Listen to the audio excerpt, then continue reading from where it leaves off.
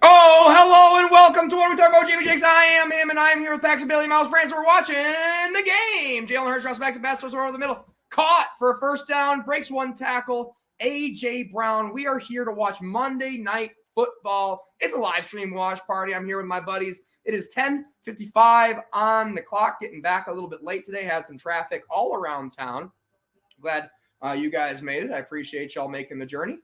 We got to keep an eye out for Poncho watch today because I'm seeing some precipitation on the lens here as Jalen Hurts is in shotgun. Can't tell who is to his left. A.J. Brown will be in the bottom of your screen. Handoff up the middle goes to the running back, and he'll gain about 8. Is that Boston Scott? No, it's Kenneth Gainwell. Gaining well per usual. Living up to his name, my dude. So the Eagles already burned a timeout, which was nice of them. They heard that we were running late. Yeah. Of course. So that's good news. Calling in your NFL insider, James, to pull that favor for us. Of course, yes. And I'm going to go ahead and grab a hold of the phone here as Jalen, again, hands the ball up the middle, and it'll be a gain of 8 again. Gainwell is gaining well per usual, like you guys were saying. We recommend that you turn your broadcast volume down low and turn our volume up high. Yeah. Sync up with us at home. We are 9:45 on the clock. 43. You are hearing my buddies talk to you. We'll introduce them in a second as Jalen Hurts pitches the ball to Dallas Goedert, and he's going to get munched up with a gain of 1, and he's not going to get a reception, which would be important to some people who are in the fantasy football playoffs.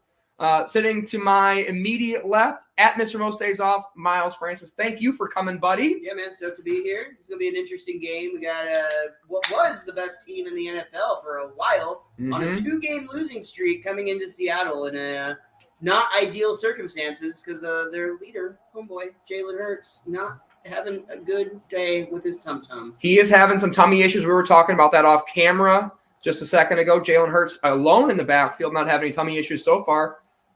Snap is away. He's going to drop back to pass. Quickly screens the ball to Swift. He makes one man miss. He's going to get the ball up to the 4-yard line. It'll be 3rd and short technically. They have like 1 foot of space where they can get a first down here. I like that play decision, too, to get him into the swing route faster. Just bring him in and then kind of loop him back around the quarterback.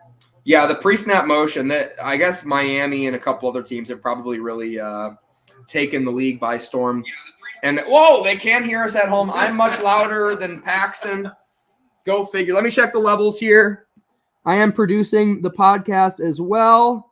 So bear. He's doing it all, and he's doing it live right here. I'll take it. Eagles take the snap. We have a run right up the middle. Are they going to get that first down that we talked about? So that I messed up that call. The first down line was not at the goal line. It was at the 4-yard line. So they do get the first down. He does everything on the show relatively well. Not great at anything, but relatively well at everything. Hell yeah. Yeah, if you want a mediocre broadcast, subscribe to the fucking channel, guys. Click the button, dude. Really appreciate you getting here. Jalen Hurts in shotgun hands the ball off to Gainwell, who's getting some kind of goal line touches here, which is really they're just like get us to the 2-yard line so we can get up underneath that big old booty. Was there something wrong with Swift that I didn't see? No, Swift got a touch just 1 play ago. It's just a Kenneth Gainwell game. Paxton Bailey at @PBailey_comedy. On social media, Bobby Wagner is going to be important for me in my fantasy football playoffs. You can also follow him on Dingbat District, where you can see me and Anthony Ramos, local stand-up comedian, in our fantastic episode that we did recently. Handoff up the middle again. I believe that's going to be Swift. I saw some clips from your guys' episode on Dingbat District, and yeah, I can say you were almost as funny as you were drunk. That was great. Yeah, we were very drunk. Very drunk, but also hilarious. Very drunk. I say it every time. Paxton sent me a clip, and I was like, I can tell that's late in the episode because I have no recollection. Yeah, the first thing I said just happened to be the first, like, chronologically, and it just got so much worse and so much louder as well. Oh my God, yeah, we did not have third down coming up here. Oh yeah, no, not under center. Shotgun snap is away. He's gonna run a draw play, and he's got some space. He's going to take a hit, but he's going to get a touchdown. I think that was a designed quarterback draw, or he just quickly said that. I think it was designed, Paxton Bailey. I really do. You are right about the rain for sure. You see how much mud came up on that pretty white jersey. Yeah, keeping a very close eye on Poncho Watch here. I'm glad they're not in the Kelly green tonight because I like a good muddy jersey at the end of the game. I think it gives it character. I think it's fun. Whereas the white lets you show just how down and dirty your team is willing to get. Good thing they're wearing green pants, though, with the situation in Jalen Hurts' tummy. That's fair. Yeah. That's a very good point. Also, in hindsight, wearing the brown. So we're watching the replay here, and Jalen Hurts' knee was down. I don't know if they're going to call that getting himself up or diving for the end zone. He wasn't down by contact, so this is going to be an interesting call here for the referees. We will try to be paying attention to the comment section today. So if you want to leave us a comment, there's a good chance that probably Paxton Bailey will be able to read it for us. So go ahead and shoot it that way. They do call it a good touchdown. The kick is up, and the kick is good. That's an interesting ruling. I like that they did that, but I think the letter of the law should state that that's a quarterback giving himself up, basically sliding, even though he wasn't in that posture. There. Yeah, his knee's down, but he's not down by contact. I like that they treated him as a ball carrier. Now that I'd be interested to see if later on in the game, Jalen Hurts gets in the middle of space and then slides short of the first down line if someone tries to take his head off and gets flagged for the penalty. I would not like to see that. They got to fix that late slide issue that we have here. I feel like that's going to be a rule. We've talked about that on this podcast before. That quarterback protection rule, there's a lot of them, maybe too many, absolutely too many. I won't even say maybe. There is going to be somebody that is going to learn to exploit that. There is going to be a quarterback that is going to learn to slide/dive in a manner in which they can kind of fake it or like maybe get a defender to back off so that they can put a move on them. There's athletic quarterbacks. Somebody's going to figure it out. Well, Kenny Pickett kind of did it in college where he did like a fake slide. The fake slide, which was immediately banned. Yeah, they probably should have a logical referee probably would have just thrown the flag on the spot as it was there as they saw it. With that being said, I don't know that it was flag worthy even at the time. It seems like unsportsmanlike conduct to me, in my opinion. Slide? Yeah. Nah. Yeah, I feel like referees do that all the time where those make up flags for certain things. That's just finding a loophole. I respect finding a loophole. That's what I'm saying. I get what you're saying. I would like NFL flag throwing to be a lot more like NASCAR, and we get different colored flags for different situations. It'll be a lot. What's that? They're all just multicolored in June, of course. Yeah, no. Like, we get like a green flag for a holding, and we get like a black flag for a roughing the passer. Pre-calling the calls. So, like, I know this one's going to be a holding call because we saw the green. That way, if you get three refs throwing three different colored flags, they can't just go off to the side and be like, I got you, homie. We'll all say we saw it too. True. Plus, how fun is it going to be when the refs have like basically like magician pants where they have to keep all these multicolored flags? Like, where did the checkered one come from? Comes out of the sleeve. Yeah. One of the referees throws a dove on accident. He throws the one that keeps on coming. Yeah, he's like trying to throw it out, but it just won't stop. It ends with his underwear. Going back to my podcast for just a half a second, if I do remember correctly, after Jacob's and Cody's episode, which is coming up December 26th on Tuesday, is yours, Miles, which is going to be a very fun episode. And was that the first one we recorded or the second one we recorded? The second one. Why is that again? The first one got burned. Because you're a very bad podcaster. Kick us in the air.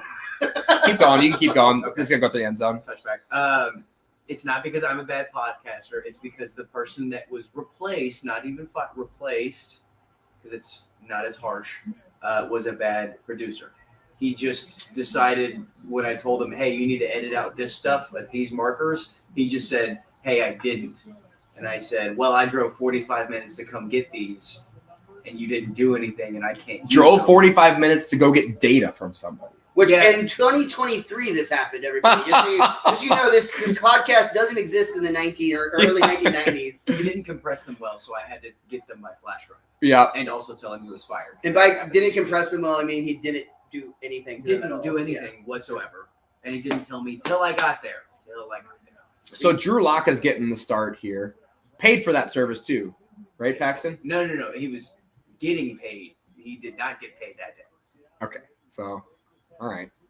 That did happen. I did enjoy berating your new producer and Yeah. acting like I would want the old guy back. Yeah. That Honestly, guy's great. He The did new tell me, producer's fantastic. the new guy said, I couldn't tell if it was a bit for the first 15 minutes. I could tell. He also doesn't remember doing it. Drops back to pass, quickly dumps it off to Kenneth Walker, which is going to be a very important football player in this game for me today in particular. He's going to gain 2 yards on that play. Yeah. You have K9 or do you have? I'm sweating now. I have a massive lead, but I'm up against Goddard, K9, Hassan Reddick, and I have Bobby Wagner. Right. See, I'm up against Kenneth Walker and Goddard, but if they collectively get 4 points together, I lose. So I think I'm screwed. Yeah, you're SOL. But I'm going to the championship in the other league. So. Noah Fant goes in motion, hand up the middle to Kenneth Walker out of Michigan State. I'm a big fan of his. It'll be 3rd and 10 after the false start or whatever that was. We weren't paying very close attention. Drew Lockett in the start, by the way, which we have not talked about over Geno Smith. So I was listening to our preview episode that we record and post on Tuesday night every single week. And we all were on the Eagles at the time. -4 was one of your 5 no-brainer bets of the week. Drew Lock in shotgun. DK Metcalf goes in motion to the bottom of your screen.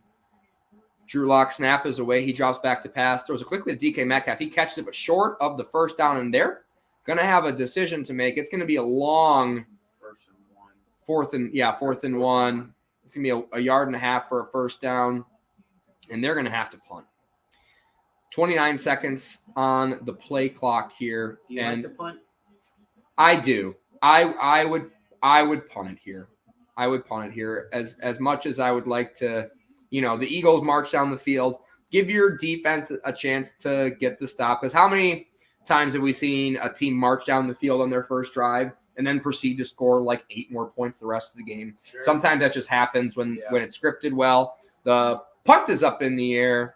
The only exception to this punt I would have liked to see for the psychological advantage. Fair catch. I would have loved to see them try a tush push on 4th and 1, just to early and just hey, like you don't have that on us today. A tush push versus the tush pushers. Yeah, really only. Apparently they're really looking at outlawing that. Apparently, the hip drop tackle is ahead of the race for getting outlawed next year. Obviously, it's the most violent move in football. It is the most violent move of football. We're sick of it. I'm going to turn the game off if it happens tonight in a protest. We're going to walk off in solidarity with the NFL. That's how strongly we believe. So, just for the sake of the show, I say we put that bit aside for a second and talk about how the fuck. So we've already been writing. So by the way, we're joking. Yeah. These guys, I have morals. Yeah. I'm joking. Miles is 100% serious. He wants that dirty hip drop tackle out. Dirty hip drop tackle. How else are you supposed to tackle at this point? Like, it doesn't make any sense. I'd rather see somebody get ripped down by the face mask personally. I'm tired of seeing the injuries from the hip drop. If they actually outlaw it, and I'm going to predict the future here, if they actually outlaw it, the alternatives to the hip drop tackle will cause more injuries than the hip drop tackle. At this point, you have to run up behind them and Spider-Man tackle, like their just ankles, grab I their guess, back and become a backpack on them. So we are actually at some point, maybe sooner than later, especially if the news keeps on popping up, going to record an actual sketch, like a short sketch where we demonstrate, or me, the expert in football, is going to demonstrate how to tackle somebody without hip drop tackling. You're getting a tackle dummy or a dummy to be tackled? Dummy, but preferably multiple dummies. He's just talking about us. Yeah. No, probably Coach Brady at the gym. I do agree that I think that the trying to ban these moves, that it's like, how else would you possibly do this sport, is going to cause more problems. It's on the offensive person, because so many times, anyone who played high school ball, sometimes you'll have a guy on the floor wrapped around your ankle's not getting out, and you can decide to fall down and take, your yardage that you got, or fall forward and take the yardage that you got, or you can jump up on one leg and try and get your ankle out. But everyone who has bodies and ligaments and tendons knows that that's going to put your body at risk.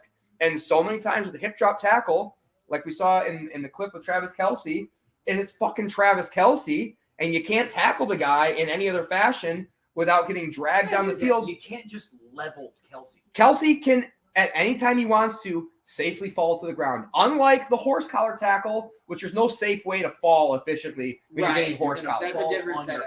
When someone's around your waist, that's literally like in wrestling. That's literally how you train people to take people down when you're in that position, and nobody ever gets injured because you know how to protect yourself. And it's on the offensive player at that point. Handoff up the middle goes to DeAndre Swift. He's got a lot of space, but he's gonna get tackled by I don't think that was Bobby Wagner. It's gonna be a whole lot of shoelace tackling after that. Yeah, I guess you would just have to go for the back of the guy's knees, but the NFL's acting like that's not going to cause more ankle and knee injuries. Like, that's insane. Yeah. And oftentimes you can't reach up to tackle the guy around the shoulders or whatever, and it's not the best place to grab at a guy anyway. It's like the NFL itself is in a rebuilding period. They're trying to rebuild all these bullshit rules that make no sense. Snap is away. Jalen Hurts drops back to pass. Goes deep to the left, and he's got a man in that neck of the woods, but it falls harmlessly down to the ground. That was DeAndre Swift on, I think, like a go route of some sort. He was lined up not in the backfield. I'm pulling up the Eagles roster right now so I can... Going back to what you had previously talked about, they're also on the agenda. They've been talking about getting rid of the tush push, and that's one where I just can't imagine a way that they're going to be able to write a rule that clearly defines what that is. Are you no longer going to be able to come up? Think about like a halfback and like a fullback situation, just running right behind the guy. Like, they're going to take the scrum back out of football. Don't take the scrum out of football. We love scrum on this podcast. It's so much fun, man. We'll all start they should have gotten a false start on Jalen Hurts there. They are going to get it. They're going to get they're going to false start on Jalen Hurts. Number one. Yep. Tush push. Well, so the reason it used to be illegal. Yeah. Taking an offensive player and pushing him forward, they made that illegal. And the reason they made it illegal is because nobody knew how or when to call. That's why they got rid of the rule in the first place. And referees are just like, screw you guys, we're not calling that penalty anymore. It's just not something that we're doing anymore. And then they're like, all right, fine, we're gonna make it legal. We're gonna talk about it again. Yeah.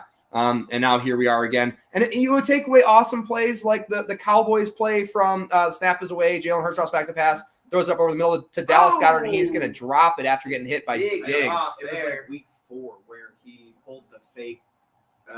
No, I'm talking about the Cowboys game from – if that's what you were talking about. I'm talking about the Cowboys game from this past week, America's Game of the Week at 3:30.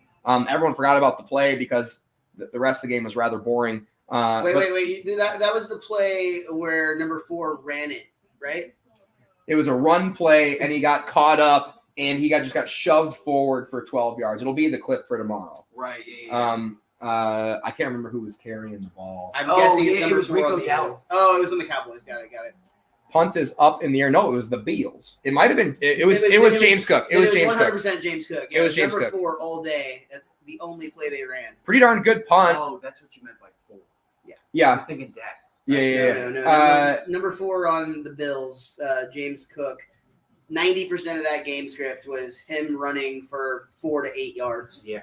Sean McDermott, by the way, who came under fire last game, and the team kind of rallied around him, which was pretty cool to see. He was kind of choked up in the locker room. He's got something. What? Boston's got something. Oh, my dog? Yeah. Hey, Boston, what you get into over there? He's got a little piece of plastic. It's all You're right. not supposed to have that. Nothing a big deal like that. Coming under fire. Sean McDermott. Yeah, Sean McDermott came under fire. So Josh Allen comes off. You know, they have like the social media shots sometimes now. Comes off and was like, "Let James cook," and because that was how they won. The question was like, "How'd you win the game?" or whatever. Sean McDermott gives the game ball to Josh Allen. What? I can't explain that.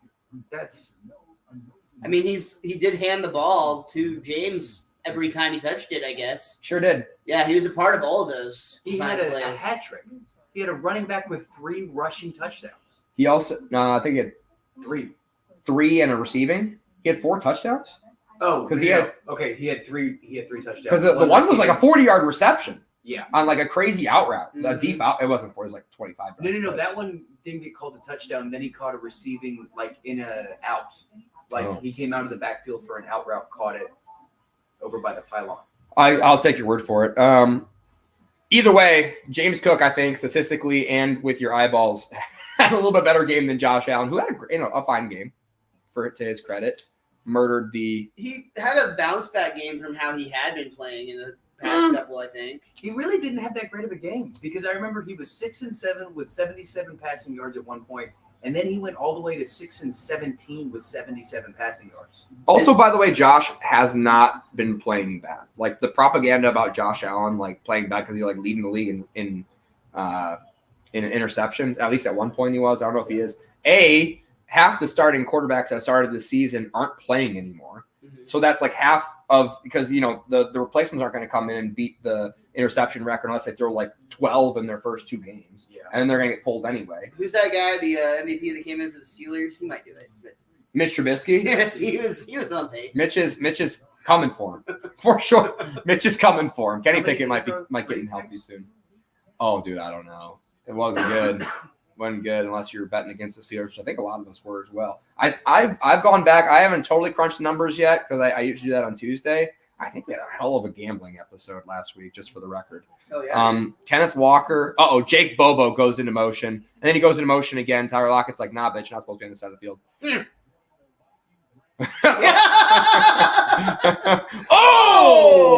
It's a pitch to Kenneth Walker. Josh Sweat's a beast, dude. Munches him up in the backfield. Oh, shit. Good. There wasn't any time for Kenneth Walker to get out of that. Someone probably should have blocked him that looked. Someone probably should have blocked him. 67 had hands on him, didn't he? In hindsight, maybe Bobo should have stayed over there. Yeah, that was JSN, by the way, but not Jake Bobo. I was hoping it was Jake Bobo. It wasn't. Yeah, Bobo's number 9, isn't he? Yeah, I think so. Number 9 or Jamie, if our play-by-play guy doesn't get the names right, it really collapses this whole house of cards. Yeah, it's really a not professional operation here. Drew Lock drops back to pass, dumps it up over the middle to also not Jake Bobo, even though he looks a little bit more like Jake Bobo. Woo! Parkinson. That's his name. His name is Parkinson. Yeah, that catch did look a little shaky. That makes sense. All right, and that's the episode. We got our clip for the evening. That's really all that matters. Yeah, well said. Mining content. What can we do? Well said. I don't know, man. DCC's not going to like that. That's what got me. Oh, this is a Matt Patricia defensive coordinated game, by the way. Currently shutting the Seahawks out. I'll let you finish that thought in a second, Paxton. Sorry for interrupting you. Drew Lock drops back to pass. Deep. Throws it deep over the middle. It's caught by Tyler Lockett. Was that caught? That'll be a first down. Looked like a catch to me, and we got a seems like they're acting like it was giant, massive TV screen now. So yeah, feels like we would have felt that ball nick off the turf. I would really like to know why the Eagles already burned a timeout. Yeah, too bad we weren't here on time to get that information, but it was an early burn. I mean, that's business. Drew Lock, play action, bootleg out to the right, throws it again to Tyler Lockett. Is this a Tyler Lockett game? Maybe, some people are saying. Chain guy just got taken out. Gain of 7. He had another knee. Not as bad as the knee we saw earlier this season. Yeah, dude, that was wild. What game was that? Oh, I couldn't remember. Oh, man. I think we were streaming it though, right? I wasn't on if y'all were because I texted you about it. Oh no, we weren't streaming it. That's what it was. We all text each other about it. Like, y'all see that shit? That was nasty. Because it wasn't even just the fact that we could see it. It was the player that hit his knee was also hot mic'd and the screams. Yeah, not good. Handoff up the middle to Kenneth Walker. He's gonna make one man miss and be very close to the first down marker. Looks like where that line judge is running in. Maybe just a pinch short. I hate how line judges can't run straight. Yeah. You know? Because they always come in with their hand up over their head, and they always either kind of lean one way and they kind of take a quarter yard away from. Hey, now, as someone who's adjusted my hips, you know that my hips are off. And I can't run in a straight line. Look, as someone who's passed a fair number of sobriety tests on the roadside, it's not that goddamn difficult, dude. If I can do it drunk, they should be able to do it while they're working. Undefeated. There's Jake Bobo, number 19.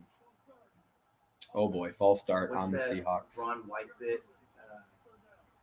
I was drunk in a bar. You threw me in public.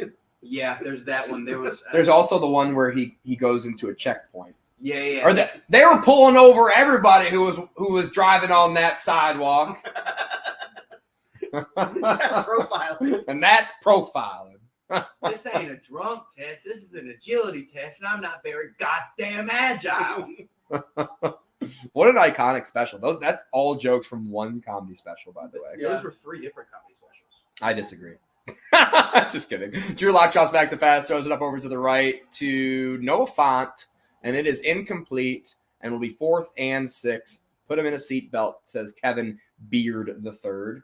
I picked him up this week because Devin Witherspoon went down was questionable for Seattle. I don't know if he actually started, but I got scurred, so I took him out. You're starting a defensive back? In an IDP league. In my IDP league? Oh, okay. Gotcha. So I'm like, you do not have to start defensive backs in my IDP league. Individual defensive player, we're talking fantasy football here. For those of you who are I do totally like lost. that, but we don't run Kicks in the air. Flex. The kick is High bounces bounce. on the 15, and then he it'll. just kicked it. So he's allowed to do that. Does the kick not count as the point of contact for him, though? So where he batted it is where the ball will be placed. I would think that where he kicked it with his foot would be where the ball would be placed. He batted it with his hand. Well, yeah, but the Seattle Seahawks kicked it towards they hit it a second time. Well, I didn't see that. So as they're running up, the guy it takes a high bounce. Whoever's receiving the ball got out of the way and kind of points, and then the Seattle Seahawks kicked the ball towards the end zone, and then they did the swat. That's what I saw. Okay, I didn't see the kick. But either way, wherever the kicking punting team touches it The ball first is where it goes back to. I think if that ball rolls into the end zone, it's a touchback, and they'll get the ball on the 20 or whatever. Another fun rule in that neck of the woods is that it's a free play for the returning team. Once the punting team touches the ball, they can pick the ball up without any penalty. If they fumble, they turn the ball over. If they pick the ball up and lose more yards, pick the ball up, get safetied, it's not a penalty, or it's not a penalty to the team. They get the ball where it's originally touched, so they have that option still. Okay, Sometimes so it's not an immediate dead ball. It's not an immediate dead ball. Sometimes you'll see savvy teams run and try and get that ball, which is a fun thing. Guys, what would you do if you were at a dive bar and Peyton Manning bought a round of Bud Lights for everyone and then decided to just start slinging them with Emmitt Smith Hide. across the bar? Try to make eye contact with Emmitt Smith because Peyton Manning looked like he had a high. He was up on his toes. He was pulling his shoulder through. We are competing directly with the Manning cast again tonight. I was almost thinking, what if we just put the Manning guys on so we can react to their reaction? But it seemed like a little bit too much. It's a lot of forehead. Yeah. We already have too much forehead on this channel. Yeah. Get a little Good point. That's why meta. I wore the beanie tonight. Yeah. Kinda got to. You got so you got denied for that hair. Are you on folly growth still? Yeah. Okay. Yeah. It's How long? 3 pills at once. That's a lot. I'll take 2 pills at once. Okay. I take 2 pills. That'd be nice. Yeah, Once a I day. need to start doing that. Yeah. 'Cause Yeah. That'll save up too, because it's only 33 pills, I think, or maybe 60. I can't remember. Yeah, if you take 2 pills at a time, it makes them go a lot longer. Sorry, what are you boys talking about? Fuck I have no idea. What's the Fucking context bitch. of this conversation? I'm a little lost right now. We're talking about hairlines, bro. Mine's coming back, Mine will. thankfully. Because I'm going whenever to Turkey. I don't give a shit. I'll get a space rug. I wouldn't recommend going to Turkey, bro, for any reason. It's fine. I won't be going anytime soon. So we batted it there. Okay, I thought that was his foot, not his hand. Right here when he first bats it. And I assume the announcers are talking about exactly what we were talking about right now. Oh, it's an illegal bat. What makes that a thing? I don't know. We're trying. Everyone thought it was fine when we first saw it, and now we're coming out of commercial break, and now it's all a big deal. I must have my tit. Dude, that's how committed we are to this commentary podcast. Is that we're pulling titties out on the what are we talking about podcast? And also shout out Easy O Chiropractic. Yeah. When's your next Do you appointment? adjust I'm titties? fucking so fun. Oh, yeah. Huh? After New Year's? After Christmas. Oh, okay. Good luck. I'll be in the office. I'll be back in Grapevine, I think tomorrow or whatever. So it's illegal to bat the ball forward and is punished with a 10-yard penalty. Mm-hmm. Interesting. Well, I don't I really can fully see that. understand the If they touch concept it and there. it goes upfield, then you can get the free play for the pickup. But if it goes, I don't know. That doesn't make any sense. Entirely at a loss as to why that was a illegal bat. Thought that was totally legal. Like, in my mind, an illegal bat penalty should be called if one of the players pulls out an MLB bat and uses it on their opponent. But like swatting at the ball should just be point of contact. Even at that point, though, it's a little obscene. I want to see what he does. Or a COVID-infested bat. Oh, yeah. Bat with COVID. That's what I was thinking. Someone call Ozzy Osbourne. He can save us. The NFL has enough money to have shifted the blame on Wuhan, but we all know where that bat came from. Where? The NFL. Yeah. It's actually Roger Goodell is a bat. Like, he's just been hiding it this whole time. So they're gonna repunt this. That's why he sucks. I'm so confused what just happened, but we're repunting. We're this ball. repunting? Yep. I don't know, dude. That seems like a terrible deal for the Punts in the air. It was a 5-yard penalty. Punts in the air. Punt's very caught. confusing. So they're gonna get better field position, assuming he doesn't fumble this year. And they get up to about the 29-yard line, where they will start without a commercial break. So that's the good news. Is now we get to see some sweet graphics. Winless in Seattle. Carson Wentz, Nick Foles, other guy. I don't recognize. 0-7. That's bad. They haven't won in 7 appearances. Is Pete chewing on gum today? He's always chewing on something. And we're seeing a poncho watch. We're seeing about a 75% participation in poncho watch. I don't know what that puts the index at. We'll go to Miles after About this play. 137. That's not for you to say. Snap is away. It's tipped. Oh! And it falls harmlessly to the turf. Looked like a screen to A.J. Brown. Miles, what's the poncho index at, would you say? We can see if we get a good shot of the audience. Yeah, here. so looking around, I would say that it's currently in a triangle watch, which is, if you follow the show, this is a very scientifically proven, geometry, calculated index. So we're going to be keeping our eyes out. We really would hate for it to go all the way to square, or God forbid, rectangle on this game. That makes it really difficult. Handoff, no play action, quickly out of his hands to A.J. Brown. He'll get stopped just short of the first down marker, but a gain of 9 on the play, and A.J. Brown's getting up a little slow, reaching for his left knee. I think he's going to be fine. I think he was reaching for something else, Jamie. He just had to readjust. What, his ball? His third leg. No, I can see his third leg in those pants. It's not near his knee, Paxton. Either way, A.J. Brown. He's a knee slapper because he hurt his. Yeah, I was going to say, he does have the face of a man who just got hit in the dick. Guess what? Tush push. First down. Did Easy. that work? No way.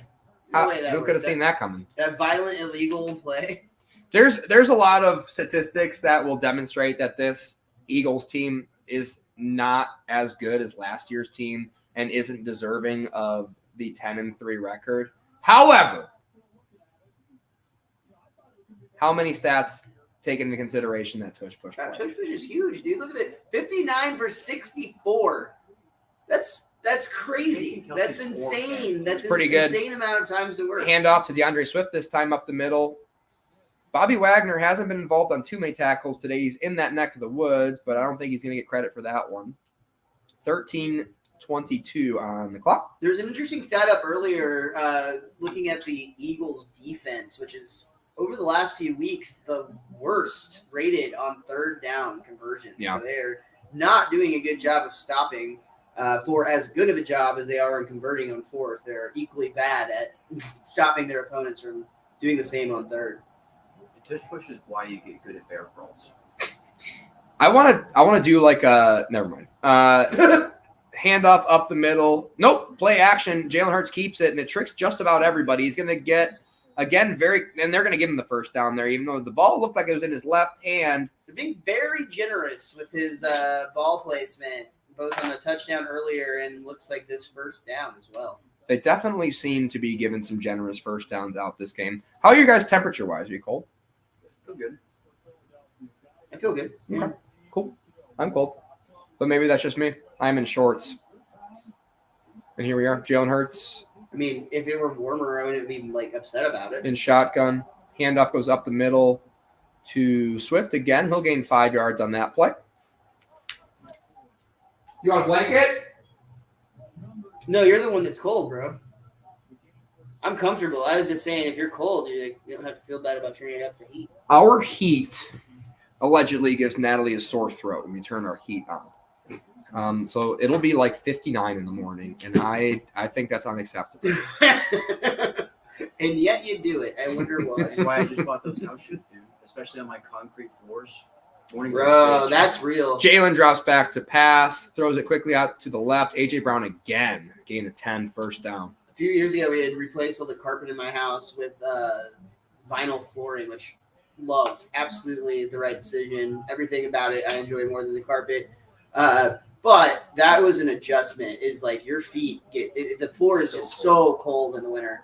It took a while getting hands the ball off to DeAndre Swift, and he's going to be shifty, and he's going to get about 11 yards for a first down. Rick and Morty, love it. He should change his last name to Swifty.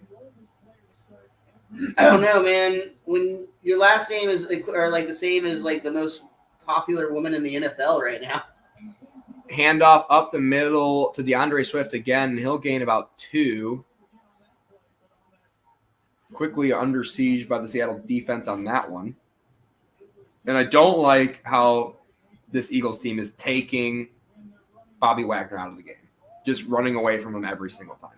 Not fair. Well, pulling center play, you don't get to see that a whole lot. Yeah, they literally just said, Kelsey, go block Bobby Wagner. Not fair. You shouldn't be allowed to, be smart and stuff. That's not. You think he's just sprinting down the field yelling like normal? Oh, I hope so. I guess he laughs. He's not yelling. He's laughing. Swift does like a weird fake motion. Then he comes back to Hurts, and it's going to be a play action. He's going to keep the ball. And look how quickly the chain gang guy got out of the way on that one. He saw that coming 30 feet away. Not risking it. Yeah, he's not getting it backwards knee like Nick Chubb and that one camera guy. Well, that's rude. I did squats for Nick Chubb today. Got 2 subscribers for it, I think. Yeah, we saw 345. Huh? 345. Views? No, pounds. Oh, I did it. Yeah, it was a squat clean for 345 pounds. If you ever wanted to fight Jamie Jakes, now's your time because he will take a minute to stand up based on how much you were having his hamstring today. I said I cleaned it, didn't feel that bad at the time, and I almost didn't even hurt myself that bad. So perfect. That's as successful as a CrossFit workout gets. Oh, Bobby Wagner in on that tackle. Boom! And he's back in the game. Brooks flexes, but Bobby Wagner was the guy who lit Jalen Hurts up there. It was a combined tackle. We'll see Bobby Wagner coming from the left side from this angle. Number 54 closes the hole, and boom! Puts a big old mollywop as Brooks and his buddy wraps up Jalen Hurts. Definitely think that was more Brooks. Oh, wow. Now we got the cheerleaders' outfits. We're seeing an elf costume as well, like Elf the movie, which we'll talk about at the next commercial break. Remind me. Snow Queen cheerleaders. It's kind of dope. Yeah. Snap is away. Jalen drops back to pass, throws over the middle again. Ball out of his hands so quickly. Yeah, but did you also see the way that receiver just found that? He was surrounded by 4 guys, and they found each other in a really clean way. Seahawks. Look at my lot. My lot number what? 68. Woo, false start. Yeah, that's been a controversial thing for the Eagles getting fast starts. I like them keeping the flags in their pocket for that one, Paxton. I don't know. Good spot, though. Good spot out of you. Jalen Hurts hands the ball off the middle to Gainwell. He gets munched up very quickly by Mafe. Elf, we do a Christmas tournament bracket of champions every other year. And every other year we do movies, or Christmas songs, rather. Elf, Die Hard got taken out in the Elite 8. All right. Really? Elf lost today to Home Alone. I would also make that vote personally, but I'm very, very partial to Home Alone. And National Lampoon Christmas Vacation beat A Christmas Story. Handoff up the middle to DeAndre Swift, and he's got some space, and he's going to get tackled. Just shy of the first, or are they going to give it to him? They're getting 9 yards every single first down. So this is automatic touchdown range for the Eagles because they can decide to tush-push here and maybe get a touchdown from the 4-yard line, which would be hilarious. Or they could just get the first down and tush-push again. Just a double tush-push situation. Someone called a timeout. Oh, flag Flags on the already. play. Yikes, false Look start. at this wedge they're trying to build in the Seahawks. We've talked about it earlier on in the season, but the defenses should probably start coming up with creative ways to figure out how to stop that, or just complain enough to get it outlawed. So they call this one on Kelsey.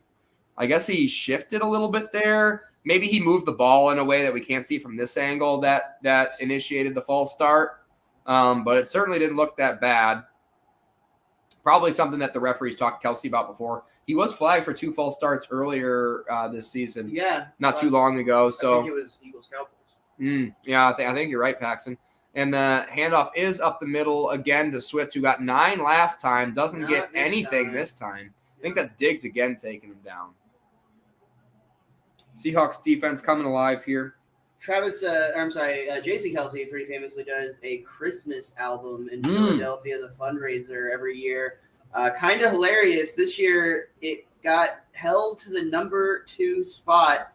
You're never going to guess what artist kept him from achieving that number 1 spot. Not Taylor Swift, is it? It had to have been, of course. That song was really good, too. It was a song about him being Santa Claus. The kick is up in the air, so he's saying as Santa Claus. Kick is good, 10-0. And the concept he was like, how would Santa Claus actually feel? Because all the songs that are about Santa Claus are like he's a jolly guy, like he's Sure. and Kelsey's like, well, yeah, but I'm probably not too jolly when I'm delivering presents to every Christian boy and girl in the whole world on a single night. Like I'm probably gonna be pretty grumpy and tired, but when I'm done, I'm probably gonna be thankful for it and happy that he did a good job. And that's what the song is That's about. where the song comes Yeah, from. and he's a beautiful singer. Man. And they did like a background thing of it, of like him actually working with, because they like hired a whole staff of musicians. They're like obviously super talented to work with them. Sure, yeah. And they're just like, so we're just trying to get the vibe of the song. And they're like, you sing it, and then they're like, so they listened to it once, and they're like, oh yeah, and they said some like terms that I never heard of before. And they're like, all right, now in 3, 4, and it's like Just jam it out, dude. Musicians Musicians are wild. Yeah. Man.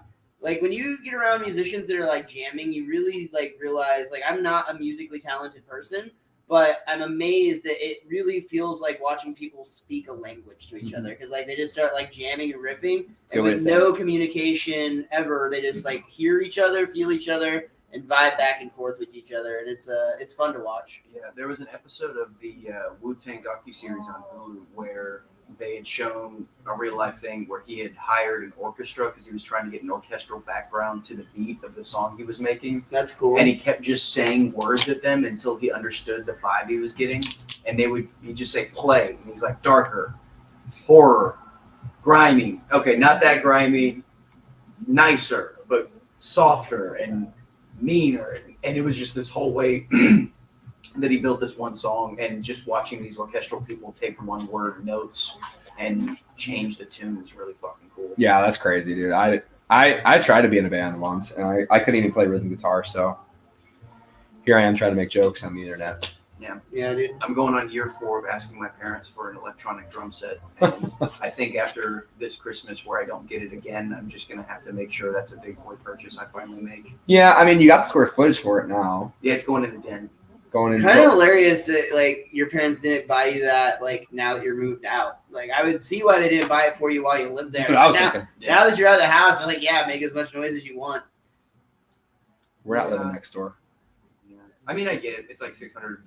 Is it that expensive? Yeah, I figured it would be. I figured I you'd get also cheaper have said sets. like that's my Christmas present, and I'll split it with you. Okay.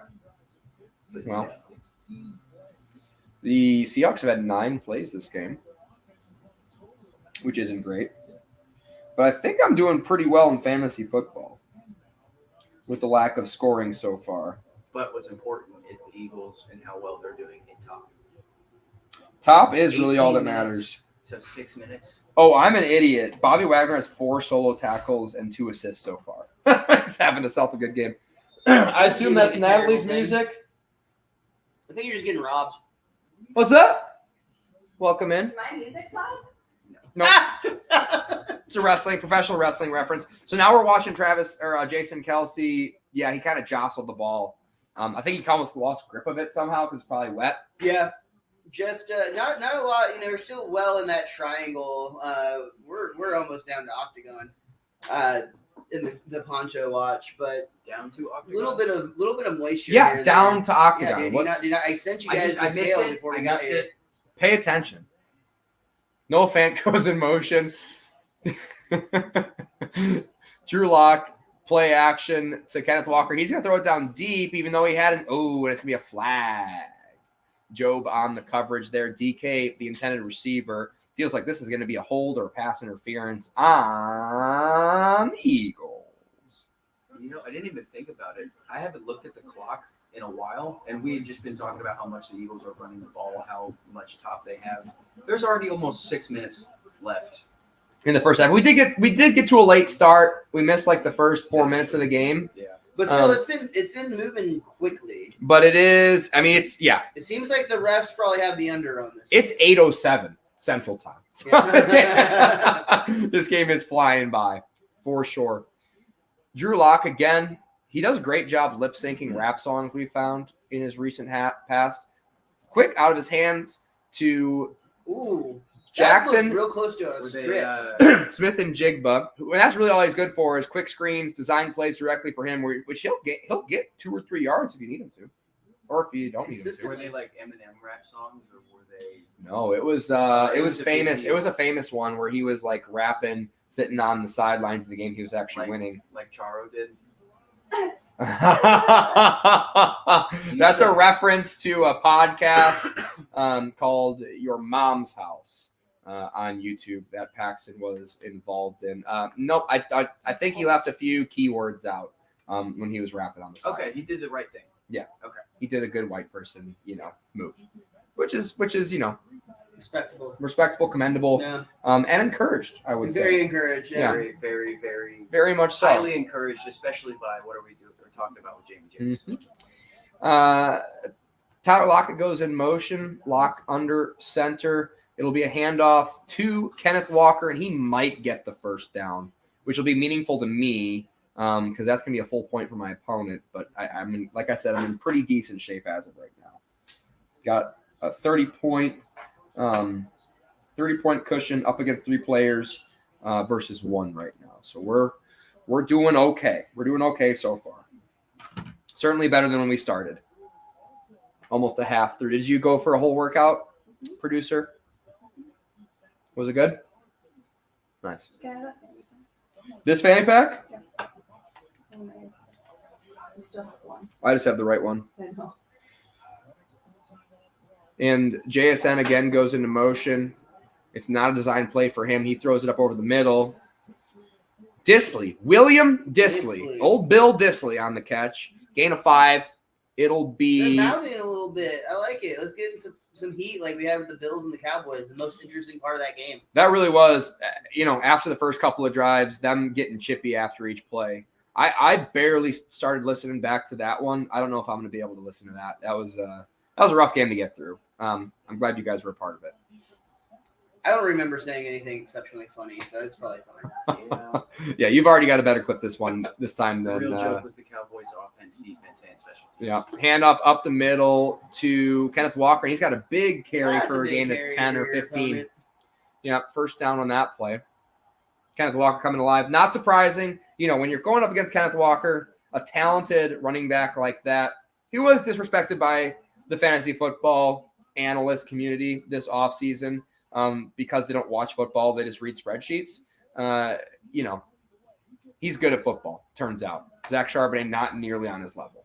A lot of hype for Charbonnet midseason this year, and it just never really panned out. Yeah, I think Ken was out for a couple of games with a groin. He had a groin in the preseason. He had like a hamstring or whatever. Pitch to Kenneth Walker again. He's got the corner, but he's got some Eagles coming after him. He gets pounded, mollywopped, some would say, by the safety coming in from up top. He'll get back to the line of scrimmage on that one. I thought he almost lost a yard. And we got the clock moving here. Yeah, it sure is. It seemed like there was a little bit of an interaction here on the sideline for just a second, but it very quickly dissipated. Feels like we might get that was Matt Patricia who caught Kenneth Walker. Good job, Matt. He's looking a little bit – he looks like he lost about 100 pounds. And I'm not exaggerating when I say that because he was fat when he was a head coach for the Lions. He looks, he looks well under 300 right now. He looks great. He would have been agile enough to stop that. No, man. he would have looked like a sideline 6 guy. Pass is out to the left, dropped by man of the hour, Zach Charbonnet. This guy, my bad. Sorry to jinx you, buddy. Well, easy to jinx a guy who's not nearly as good as Kenneth Walker, who every single draft analyst in the fantasy football world thought this guy was going to take over. That was like the hype for a long time. Like even when Walker went down with that injury, there were so many people saying that he was going to get his job and then not give it back, and that just never panned out. Well, that's stupid. That's just the stupidest thing. That's just how you can tell that people don't watch football when they say stupid things like that, because they read spreadsheets like, oh, yards per carry, not very good for Kenneth Walker last season. Sure. Just like you don't know even close to what you're talking about. The only person that would have worked well for is Achane, and he's not even taking over.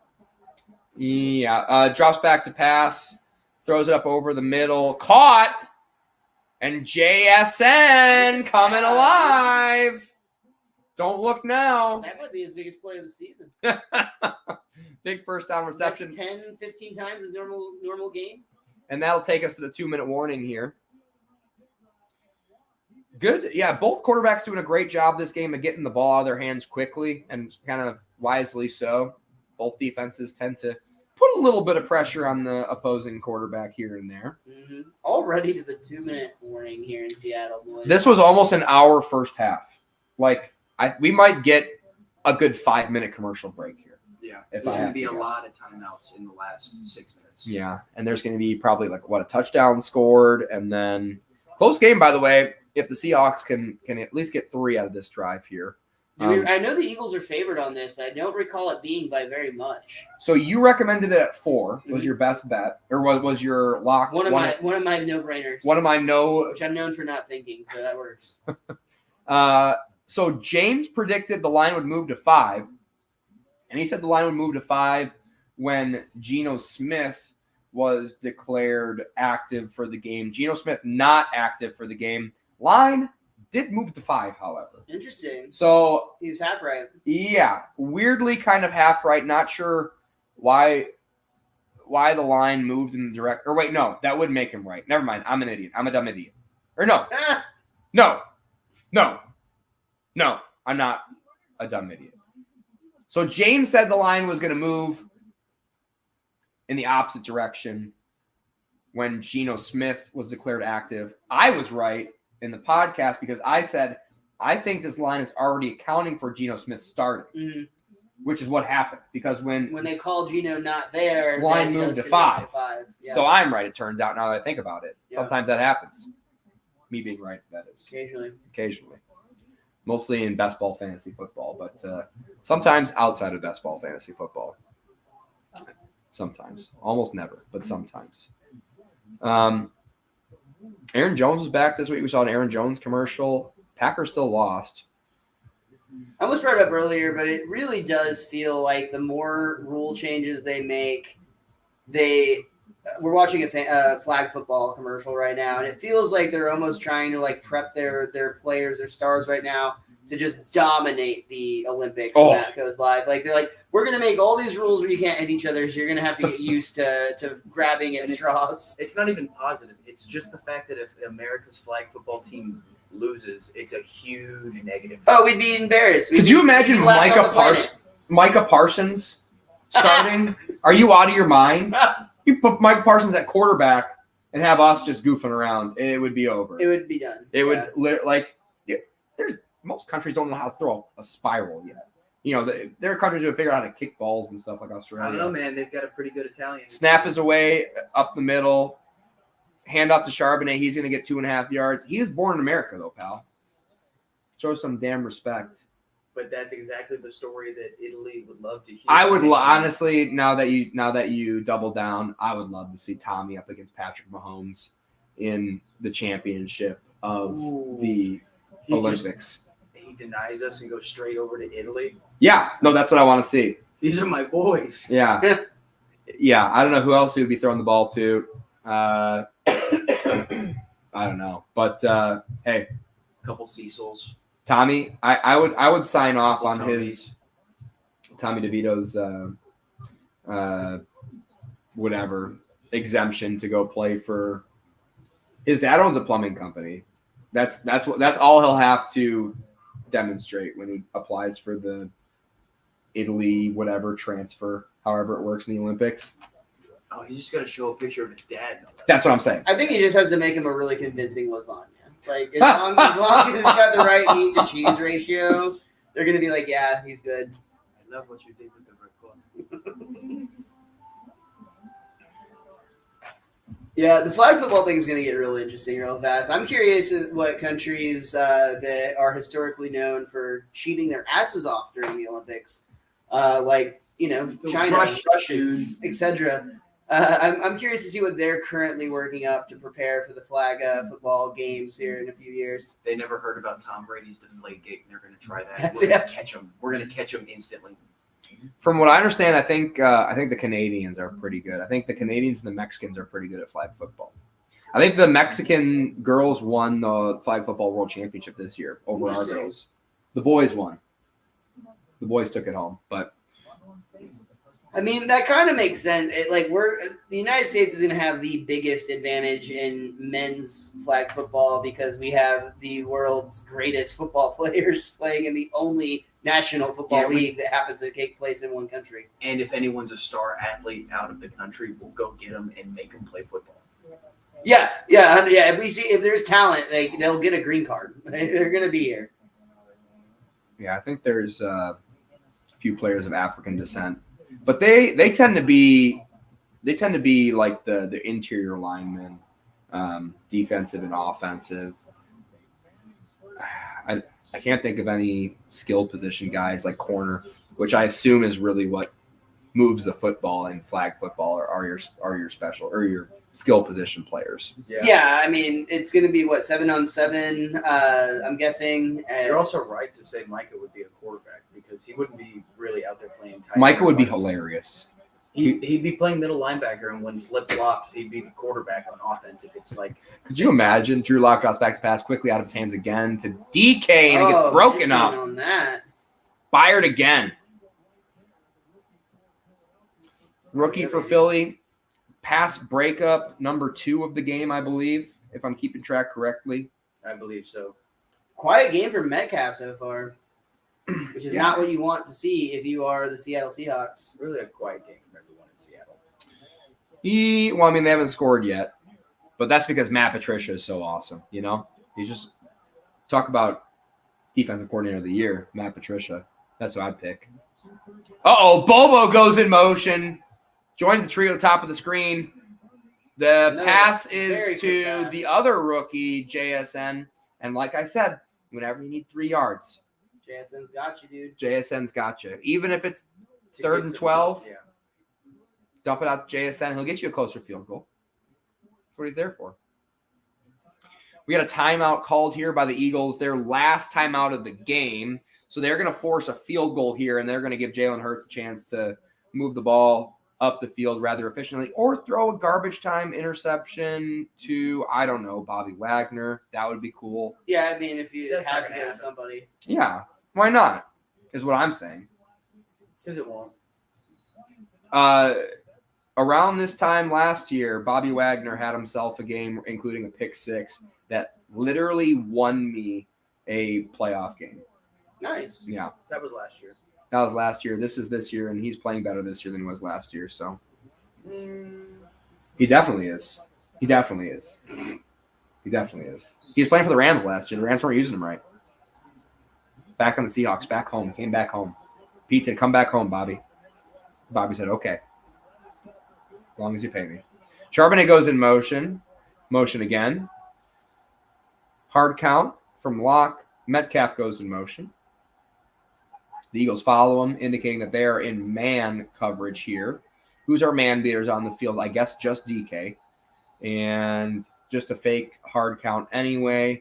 Do the Seahawks call a timeout, or do they take the Sounds like they took timeout? I feel like that might not be the right choice there. I feel like at that range, take the penalty and let your kicker put it through. Make the kick as easy as possible. I mean, we were keeping an eye on Poncho watch too. It's a little bit wet in the field. A little bit of wet makes a difference, but I don't know, man. That was if you don't have a kicker that can make that. Just make it as easy as possible. Yeah, Meyer hasn't been electric this season so far, but 26 is significantly easier than 31, even for a professional kicker.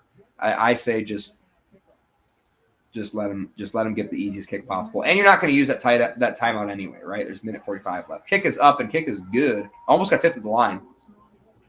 See, I always get back to Madden. I'm looking at myself at a minute 42. We got 3 timeouts. I'm about to kick the ball away. I'm scoring twice before half is over. Yeah, I get it, but you haven't really been able to move the ball very well this whole season. On top of it, you haven't been able to move the ball without your running game. Mm-hmm. So you're depending on Drew Lock to, which I get, like, you can make an argument that you can make that happen, right, with DK Metcalf and Tyler Lockett. But they've been shutting it down all game. They have been shutting down the passing all game. Miss Natalie's trying to get us flagged on YouTube. Jeepers creepers. We were discussing that song for review purposes, which is totally fair from that fair use clause thing. So, yeah, don't flag us. Yeah, don't flag us, or we'll sue you. Just kidding. Just kidding, YouTube. An eye for an eye, a suit for a suit. We'll just take the video down. Yeah. Banter. What a night when this game is so interesting that your host can't even make it through the last minute and a half without taking a break. We're 10 minutes behind the start of the first or the kickoff anyway. Jamie, you lack commitment, dude. I've had to pee since I got here. You're allowed to pee, dude. I didn't even need to pee. I just needed to grab some eggnog. Oh, that's fair. In your backyard. In hindsight, that is a good idea. Eggnog that you brought, Kirkland. Yeah, dude. Eggnog that I bought after you inspired me by buying a bottle that you shared with us. It was Kirkland eggnog, I gotta say. Probably the best nog out there right now. Dude, I'm a big fan. Like, really enjoyed it. Delicious. I mean, we killed a whole half gallon or whatever. How much is this? I was about to ask you, what size bottle is that? Is that a liter? It's a liter and a half. I don't know the metric systems. So that means nothing to me. Yeah, feels like a half gallon to me. And we killed one in one episode. And I didn't even feel that bad the next day. Yeah. I mean, That's so surprising. No. Because that just seems like a recipe for disaster. well, that's No, because I you're lactose intolerant, dude. That's the issue. Do you guys have any interest in doing, I guess that's New Year's Day. Do you guys have any interest in doing the college games for the playoff? No? I mean, I've never watched college football ever. So, I don't me and think Miles are just going to be a whole lot of, wow, look at that guy. Oh, Yeah. that's cool. Hey, I- why do they do it so much different than the NFL? I think we would have to bring in maybe someone else to do play-by-play. I don't know if I would be able to handle it. Who's Ryan left college. Mm-hmm. I was thinking Ryan or James. But James is going to be probably there for the Bama game. I'm totally at a loss of who to cheer for as the kick goes into the end zone for a touchback. I truly do not understand the obsession with college football, to be honest. Like, I get why people are obsessed if they went to that school. That makes sense to me. I went to a boring college football school, so I don't care about college football. I went to UNT, bro. No one's been significant except for the one guy who apparently made the NFL this year from UNT. I went to Tarleton State, which is in a class even lower. Oh, wow. Mean Joe Green, bro. No. Oh, yeah, that's fair. Got a statue there, right? We do, yeah. We do have someone from Tarleton State on the Colts, and he just made a defensive promotion and had a hell of a game this Sunday. Cool. I think way more important than any NFL influence, we had both Stone Cold Steve Austin, What? Texas legend, and Peter Weller, a.k.a. RoboCop. Like, that's cooler than that. Deal with it. Jalen Hurts? No. Not cooler than that. Not cooler than RoboCop. Snap is away. Jalen drops back to pass. Got some time. Throws deep to the right. He's got a man open. It's caught. Slim Reaper, man. Devontae Smith. And they're going to run the clock here? No. That felt like they got a bounce, and we got a flag. Also, we have a flag. What is happening? I don't know. See, this is why we need different colored flags. We already have an idea of what was going on right now instead of these cats just making it up. Hands to the face on the defense. They decline it. That feels like Where? not in the replay. Okay. Weird choice to show that replay while talking about hands to the face. Hands to the face, number 55 for the Seattle Seahawks. That's Jones. And I find it very sus that we don't get a replay on that. Yes. Okay.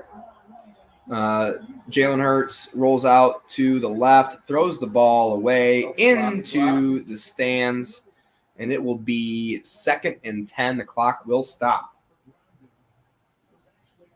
Can't stop, won't stop. 127 here in the second quarter. Quiet first half, fast-moving first half. The Eagles team both doesn't look like the number one team in the league, but they also look like they are going to survive after a very tired leg of their schedule. Yeah. So we got 127, and now we're – ooh, that looked like a false start, Paxton. Oh, Batted down at the line of scrimmage. Mafe on the bat down will be incomplete. Wish that was Bobby Wagner. You know? That would be nice. Don't worry, man. You still got a minute and 23 seconds left in the half. It could happen. Honestly, we're in a good spot. Like, I know. I can't stress that enough. We're in a pretty good spot where we're at right now. Boye Amafe, 7 sacks and 31 pressures this season. Would love to see the guy who keeps track of the pressures. Seems like a tough stat to keep track of. There's a lot of I think interpretation in that stat. I think Bobby's blitzing here, so we might get a sack here. Oh, no, that's not Bob. Bob's in the middle linebacker position. Drops back to pass, throws to the right. Obviously away from Bobby Wagner because he's scared. Incomplete. In the direction of A.J. Brown. And this is what I was saying earlier. You get a minute 19 left. Wouldn't you like to have 3 timeouts right here? like you said, Miles, like you said, minute 19 left. The Eagles are being forced to punt here. Oh, wow. Lockdown coverage, Bobby Wagner on Dallas Goedert. This would be a far more interesting game if the Seattle Seahawks march this down right now and get a score before halftime. That would wake a lot of people up on a Monday night right here. Oh, yeah. Kick is up in the air. You got to tie the game. That'd be sweet. Jake Bobo on a great block there. The Does not call for it. catch is caught. Yeah, DK that kind of almost felt like what we were talking about with the quarterback slide earlier. He almost seemed to feign like he was going to fair catch it and then didn't. That is illegal, for sure. Yeah, but he didn't actually make the signal. He just kind of paused like he looked like he might. I would say that's got to be one of the most difficult things, trying to avoid contact with the quarterback, trying to avoid contact with the kicker or the guy calling for the fair catch. Especially when you're running full speed down the field at whatever, massive weight of a human that you happen to be, and to have to kind of make that judgment on the fly like that. I mean, that's got to be at least as difficult as hitting a fastball in baseball, right? So I was a long snapper in high school. Same. And my only tackle I ever got while on punt team was just that. I was running downfield and I couldn't stop. And I got so lucky that the guy didn't call a fair catch because as soon as I tripped, I hit him as he was catching the ball and caused a fumble. Nice, dude. Is that the moment that you realized that you could, in fact, be an NFL tight end? Yeah, just the most accidental play. I'm like, I don't even have to try, and I could be in the NFL. Nice. Jake Ferguson, Schoonmaker, and Hendershot, I'm coming for you. I think I led our punt team in tackles as a long snapper. I had a forced fumble. From the long snapper position in a varsity game, in a play that was actually meaningful at the time. We ended up blowing them out, but some people say that was a turning point in the game. So. Yeah, as people recall back to that high school football game, people still talk about. They're like, if it weren't for that forced fumble by JV Jakes, they might not have blown out that night. People say that. Yeah. I don't know if you know where Jamie's from, but there's a chance that actually is probably accurate. And I'll go home because someone graduates or whatever and go sit in next to a bunch of people. Are like, Jamie, you remember? And I was like, fucking no, dude. I assumed you were you and Al Bundy would meet up once a year and just drink and reminisce about all those times you had 5 touchdowns in a single game. Not really. Yeah, they like me a little bit too much, uncomfortably so. The Dearborn Divine Child wrestling bubble there, more than the football bubble, where they'll just uncomfortably talk to me about what I did to them in high school. And it's a little bit weird All for good me. things. All good things. Actually, one time in particular, we had a freshman on the team who's hilarious. And we were just sitting, we all just like waiting. We were like sitting, waiting for the tournament to start or whatever, eating food and like whatever, drinking water. And this kid comes up to me, freshman on the team. I'm probably a junior at the time.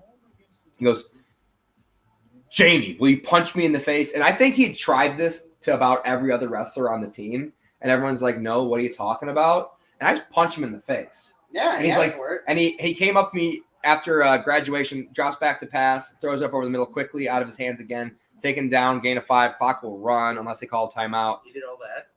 That's a lot. And he came up to me after the graduation party. He's like, "Jamie, remember when you punched me in the face?" I was like, "No." And he reminded me of the story. And I'm like, "Oh yeah, that's hilarious." Yeah, that sounds like me. Balls thrown out of bounds by Drew Lock. That should be intentional grounding. Jake Bobo standing in that neck of the woods. I don't think he was in that play though, which is the issue, I think. Looks like they're thinking about something. Jake Bobo's walking out there now. Yeah, it's definitely gonna be intentional grounding. He was in, so you got to be in the pocket. They have outside the not pocket. called a flag yet, though, have they? They're talking about it. So now we're seeing the tackle box, which they painted on there for us, well within the tackle box. Nowhere. No, I guess you could say Tyler Lockett was in that area. We'll see better from this angle. Number 16, Tyler Lockett. No, that's intentional grounding. Yep, there it goes. Good call by the referees. Seems like that would have been a good time, and I don't know what they can or can't do, but it seems like a time that Seattle should have tried to just get a playoff. Your dad said, "Remember your tackle on punt coverage from long snapper at Ford's Field?" Yeah, we actually have referenced that one too on the podcast. Yeah, the one time I played at Ford's Field, it was a varsity game if I remember correctly. Long snapped the ball, ran down, made a tackle, which I'm not exaggerating. I think I led that crew in tackles, just because in high school, you can't block the long snapper, and you're used to like some fat slob being long snapper, like Paxton Bailey. Yeah, in high school. Professional tight end, And in most schools wouldn't. There was like one school I think that actually scouted me, and they're like, "Hey, this long snapper is like the gunner," basically. So they actually blocked me one game, I think. But yeah, I made a tackle on special teams. Was nothing special at all. Just made a tackle. But what was cool about it is the camera on Ford Field stayed on me as I went to go onto the sidelines, where I spent a lot of time in my junior year on the varsity squad. And that's the whole story. That's cool. Yeah. Got to be on the Jumbotron. Be on the Jumbotron for way too long. Yeah. Like I was just standing there like this, little old me, number 13, looking up at the Jumbotron. Like, why are they still looking? Now I understand why you do stand up. You've been chasing that attention ever Yeah. since. That's the peak of my high school. No, not really. I was also all-state twice high school, so that was a little bit different. So He's also extremely humble. Yeah. I am. Some people say this guy, he's so humble. Yeah. Humblest. Yeah. I like it when you said that a moment ago. Your girlfriend literally just took eggnog all over your kitchen. So you have a mess to clean up. You get to Hand up the middle. They're just running the clock at this point. Stay with us. I'm not got another flag now. Another flag. Yeah, stay with us What is after going half. on there? Don't close your browser. Please subscribe to the channel if you're new. Leave a comment for the second half. Paxton Bailey will read them, as you've seen, even if they're inappropriate. Your mom just said honey badger. Okay, yeah, that's my high school nickname.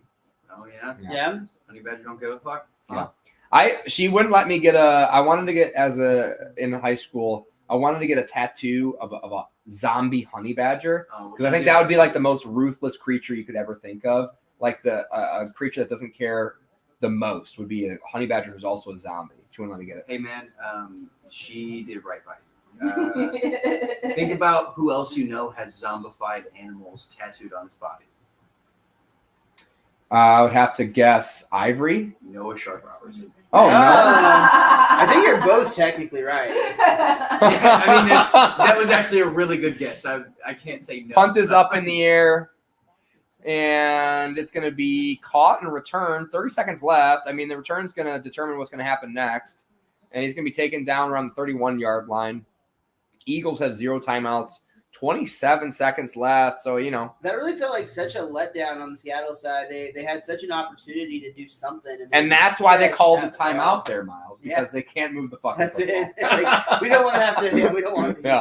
Yeah, they can't move the ball.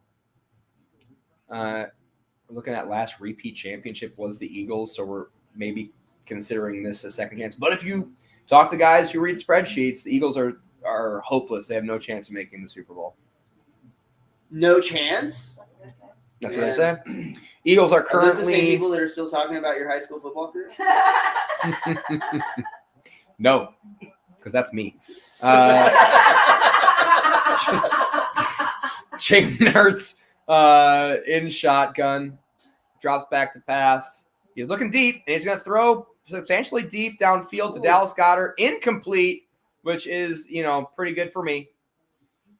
I'm playing against Dallas Goedert. Yeah, that did not look like a good throw for A little inaccurate. That's a real high pass. And it's kind of hard to throw that ball over Dallas Goedert's head. He can jump pretty high. I think he's listed at like 6'4". I can jump higher. Too bad Jamie actually deleted that footage. We did. I Well, jumped through the roof. dude. We'll never be able to recreate it either. It's I put impossible. my whole arm in the rim. Moment's over. Yeah. We should get it. We actually do have a basketball hoop. I think at the abandoned lot across the street. You can play on it. Drops back to pass. Jalen Hurts sets up in the pocket. He's going to get one paw on him. He's going to avoid it, and he's going to run out of bounds, stopping the clock at 15 seconds. Your mom brought back another reference and a question pitched to you. What do you like better from high school nicknames, Honey Badger or Captain High Crotch? Captain High Crotch was from a college nickname. Oh, okay. That was me trying to assume too much. They called me Captain High Crotch in college. I got to go with Captain High Crotch. You are the only person that could say that's their nickname. Oh, yeah. Honey Badger, you got Tyron Matt. Right. And he stole it from me, by the way. I was Honey Badger before he was. I don't Did know. you try to smoke pubes or something? How did that nickname come about? Captain High Crotch? Yeah. High Crotch is a wrestling move, and it was like my only wrestling move in college. Jalen Hurts drops back to pass, rolls out to the left, 13 seconds on the clock, rolls out to the left some more, throws it to his check down, incomplete, and probably, 8 seconds left. They got to take a knee here, right? Or throw an interception to Bobby Wagner. That'd be good too. It's going to be a design play to Wagner because they know that you need it. My parents are coming into town. That's Kenneth Gainwell on the target there. Did not game well that time. It's the first time we could actually say that. Mm-hmm. On the 28th, I think Mr. Most Days Off Miles is coming over for noon. Did you confirm that with your significant other? Are we talking about Christmas? Christmas Day. Mostly, yeah. Hi, yes. We'll I think talk about Natalie that. fully committed to it. I How do you ran, guys feel about like brunch? kicked it up in the air, Let's talk about it here in just a little bit, but yes. and the ball is going to go down to, and we're going to discuss this, I think, at half. So thank you guys. Subscribe to the channel. We'll see y'all after. Don't close your browser, all right, Honey pal? Badger will come after you. Yeah. A zombified one. Don't close your browser. You ever been high crotched by a honey badger? You won't like it. Leave a comment over half. We'll respond to it afterwards. Thank you guys. We'll see you guys in a little bit. Music is on. We're still on microphone.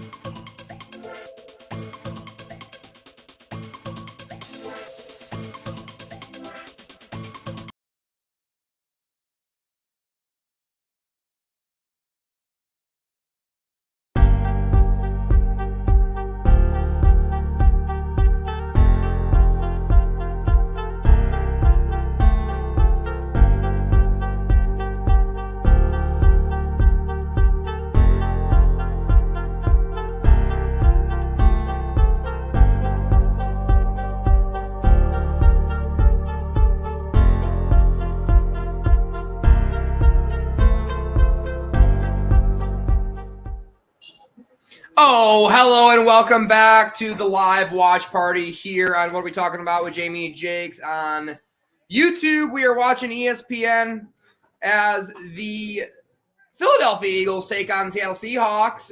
Drew Lock will start with the football here. He'll be under center. Man goes in motion. Handoff is to Walker, and he'll break one tackle. Not going to break the other tackle, but he'll gain 7 on the play. Again, we recommend that you turn your broadcast volume down low. We recommend you turn our volume on high. Sync up with us at home. We will give you the timestamp directly. We'll also get you in the ballpark of where we are, as we are on a bit of a delay here on YouTube with our live scoreboard. Paxton Bailey, thank you for coming back at pbailey_comedy on all social media platforms, at Dingbat District on YouTube. Thank you for being on. Thanks for having me, man. Good to see you back for the second half as Miles Francis enters the chat. Drew Lock drops back, dumps it off to Kenneth Walker, and he's going to get munched up. He's going to break one tackle, and he got another tackle broken. And wow, he advances the ball very far down the field on a play that looked like it was totally dead. And that's not something that's going to look very good on the spreadsheets. But if you watch football, like someone who talks about football as an expert probably should, then you'd have to admit that Kenneth Walker maybe is good at football. I don't know. I don't know, man. Have you ever watched spreadsheets? It's pretty entertaining. And convincing. Spreadsheets can be convincing. Spreadsheets can be entertaining, especially if you're not very intelligent. Yeah. here we are. Kenneth Walker's good at football. Zach Charbonnet, and he might take it over. We don't know. He might take it over. Gets the handoff here, and he's going to get a good gain of 5 on this play. The Seahawks are moving down the field nice and efficiently here, down 7. A very low-scoring first half, boys. I really like how they just zoomed in on that grown man pancake butt. Mhm. That was awesome. Yep. A pancake butt. Yeah, it was a big dude with no ass. And they can definitely hear us. We are live. They can hear us. That's good Can you news. see me? They cannot see you. They can see the edge of that table. So everything there to the left, you're in the clear. Producer on the show. Handoff goes to Charbonnet again, and he's going to get the first down. Yeah. Still not a super impressive run, honestly. Like it. I don't mean to make it sound like hate on Zach Charbonnet. He's a rookie running back. He's great. He's fine for a rookie, but he's not nearly the explosive. Kenneth change Walker that he's supposed to be. Is on a different planet of talent.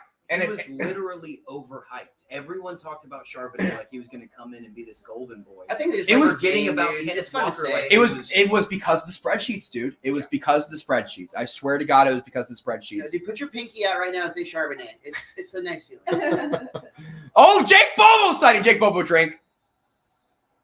Screen to him. And look, Jake Bobo will get 5 yards on the same play that JSN will get 3. Just saying. Kenneth Walker got 8, and it started way like 8 years back. Yeah. To wrap that Kenneth Walker discussion up, there was a lot of people talking into microphones authoritatively in the I know a guy that offseason. does that. Yeah. And they were so wrong as Jake Bobo takes a nice breather on the sideline. Well deserved, buddy. And Drew Lock is handing the ball. Nope, he's going to drop it back to pass. He's going to throw it to the left. He's going to get the reception out of bounds. So we have to do like a vote on some sort of social media platform. Who had the better cheerleader uniforms? The Raiders this week that were all blacked out, or the Seattle Seahawks with their snow camouflage? I think it says a lot about Hand off to Walker, and he's going to get the first down. He's going to make another man miss. He's got a lot of space, and This is looking and promising. touchdown, Kenneth Wow. Walker. Heyo. Massive run. K9 bit. So that's going to make things interesting for me in fantasy football. Big run for Kenneth Walker. Jamie, back to your Sophie's Choice that you presented. I feel like that's the scene from Batman Forever when we first get introduced to Two-Face, played by, was it Tommy, my God, who was it? Opposite Jim Carrey. Tommy Lee Jones. Tommy Lee Jones, thank you. We get that scene where he's got Sugar and Spice, and Drew Barrymore is Sugar in that one. I don't remember who plays Spice, but she was equally beautiful. And they literally are wearing these costumes. Like, it's Drew Barrymore is this. The Raiders were Spice. Kick is up in the air. I can't wait to research that because I don't get the reference. Oh, man. First of all, watch more Batman. It's going to be good for you. That was a bad Batman, dude. Shut up, sir. Seal. Shut your fucking mouth. Seal should never be in a Batman. That song is iconic. I love that song, and I love Seal, but that song should never be in a Batman. 100% disagree. Strong. I had that Yeah. soundtrack, and that one slapped, dude. That song slaps, but it should not be in a Batman. I disagree. It fit perfectly, dude. What do you think Batman is that Seal couldn't represent? Honestly, Batman should all be dark orchestral music. No. Hot take. That's not necessary. Like Batman, the beautiful thing about Batman is it can be so many different things. You've got like the 1960s campy Batman. You got like the 1990s, 2000 like over the top comic booky Batman. Then you've got like your brooding Christian Bale Batman, which I love 2 of the 3 of those. Dark Knight Rises is the worst Batman film ever created. Fight me on Is it. that Bane? Bane. That movie's Suck trash. my ass. That movie is amazing. That is literally, and I'm not even kidding. We can go to my Instagram or Twitter, wherever I put this recently, because I was having a discussion about it. I rank that the worst out of all of the Batman movies ever made, and I mean that wholeheartedly. I would rather watch Batman and Robin 3 times back to back before I would watch The Dark Knight Rises again. So unenjoyable. What a waste. So obvious that the Joker was missing from that. And that's not his fault. I know he didn't kill Heath Ledger. But the fact is, when your dude, like, a major plot of your movie disappears, you don't just, like, pretend it's not there anymore. Like, that's a massive plot hole. Well, Joker did just disappear from time to time. So maybe they're just not talking about him in that moment. When that big fucking guy hopped up on gas steroids that I fell in love with because I want his deep voice and body. You want a good representation of Bane? Batman and Robin. Yeah. I would take the Batman and Robin, hit the little button on your chest. No, when he was a big dummy, no. But the big dummy 100%. sucked. The big dummy thing did suck, but not nearly as bad as the Dark Knight Rises. No, intelligent Dark Knight Rise. Tom Hardy. I also have a man crush on Tom Hardy, even though he's a small man. His size isn't part of this, Paxton. It was kind of because I did just watch a behind the scenes the other day about Dark Knight Rises where they had him standing on so many apple boxes. Rams currently in the playoffs. I believe I recommended them at plus 190 to make the playoffs in the gambling podcast this past week. I doubt that number is still available now, but if it's still at plus money, I'd bet it. Is this Eagles clinch pending tonight's victory? They have clinched a playoff berth. They has not clinched the division championship. Got it. If they win tonight, they take over control of the divisional championship over the Cowboys, even though they just lost to them a couple weeks ago. That was the longest that anything has been discussed other than football in this podcast ever. So good job on that, buddy. I saw Jamie's glaring stare, and I was like, okay, we got to wrap this up. No, I was enjoying not having to talk through the commercial break. I just you guys just took it over. Also, definitely the loudest Paxton Bailey has ever spoken. He's passionate about on the Batman. podcast. He's wrong, before. but he's passionate. Jalen Hurts to the left. Thing. I like to stay calm and in my pocket, but I can get loud. I just don't like them. Tie ball game, by the way. So that's cool. 6 seconds on the play clock. Snap is away. Jalen drops back to pass. Throws it quickly out to the left to Devontae Smith. And he's going to get forced out of bounds by Michael Jackson. And a gain of 8 will be had on the play. No, you're ignorant. You're all ignorant. The Seattle Seahawks have another famous. Oh, they have Michael Jordan too. They have Michael Jackson and Michael Jordan in their secondary. That's crazy. Play action, throw to Goddard again. Jalen Hurts cannot hit Dallas Goedert for whatever reason today. He's pretty accurate to everybody else on the team. Dallas Goedert, he's either putting it into the ground or 10 feet over his head. There is a musical about Michael Jackson's music coming to Dallas next year. Oh, just his music, not the other stuff? I don't know what you're referring to, Paxton. Would you like to, you mean this flag to would you like me to send you a link to the documentary about his porn cave? Breaking news. Who doesn't have a porn cave? Yeah, bro. I would be sus. Oh, a fake tush push. I've been saying that for weeks. Devontae Smith gets the first down. You're not the only one who's been saying it. I mean, they ran it. Why do you? Okay. No, they ran it in week 2. They ran a fake tush push in week 2 or 3. What Jamie's trying to say is you're wrong about Batman and football. No, I'm just saying. Defensive holding, was that the call? Oh, Pete doesn't like it, but he doesn't have a piece of gum in. So what's the deal? I think he just swallowed it, dude. He's choking on it right now. He spit it in his mouth. It was a bribe. He was trying to sweet talk him at first. Big first down conversion. So Bobby Wagner jumped over the top. I don't know. I can't figure out what the flag was on. Yeah. It looked like a pretty dirty hit on Swift on his own teammate. Oh, there's legal hands to the face. That wasn't a hold though on Brooks. Maybe it was a wrong call. Maybe a miscommunication there. Raphael's watching. Snap is away. Play action. What's up, Raph? Jalen's going to roll out to the right. He's got some space, and he's going to get close to Bobby Wagner. Who I hope Bobby Wagner gets credit with the tackle there. That'd be cool. First down. Is that technically a tackle when you just push him out of bounds? Oh, yeah. Okay. Sometimes. Pete Carroll still gets his rough in the earful, dude. Yeah. There was definitely a hands to the face there. There's definitely not a hold. Watching a replay here with Devontae Smith going deep. Don't know why. The announcers know. Handoff up the middle to DeAndre Swift, and he's going to gain another big 6-yard carry on the play. And that's just been the story of the game. This Eagles running game has been able to make very easy to convert situations for the passing team. That is the Eagles. Jalen Hurts and the boys. Jalen breaks the huddle. If Jalen is struggling from the illness, it doesn't really seem like he's been having too much problem with it, but they are not. They have not been successful since his drive in the first quarter. Snap is away. Jalen drops back to pass. They send a blitz. It's a screen, and it gets munched up very, very quickly. DeAndre Swift gets taken out by Williams in the backfield. Leonard Williams, man, that was a good trade for the Giants. At what point have you taped your arm so much that you should just have compression sleeves? Like, That's a good question. I'll say it's a different texture. Sometimes compression sleeves are a little bit slipperier than guys want. But yeah, he's just got those elbow pad thingies on. he's got tape deep. Like, it goes. Look, yeah, that's like a tape situation, right? Yeah, oh yeah, it's like a Luca tape. Yeah. That's just his skin now. It's fused.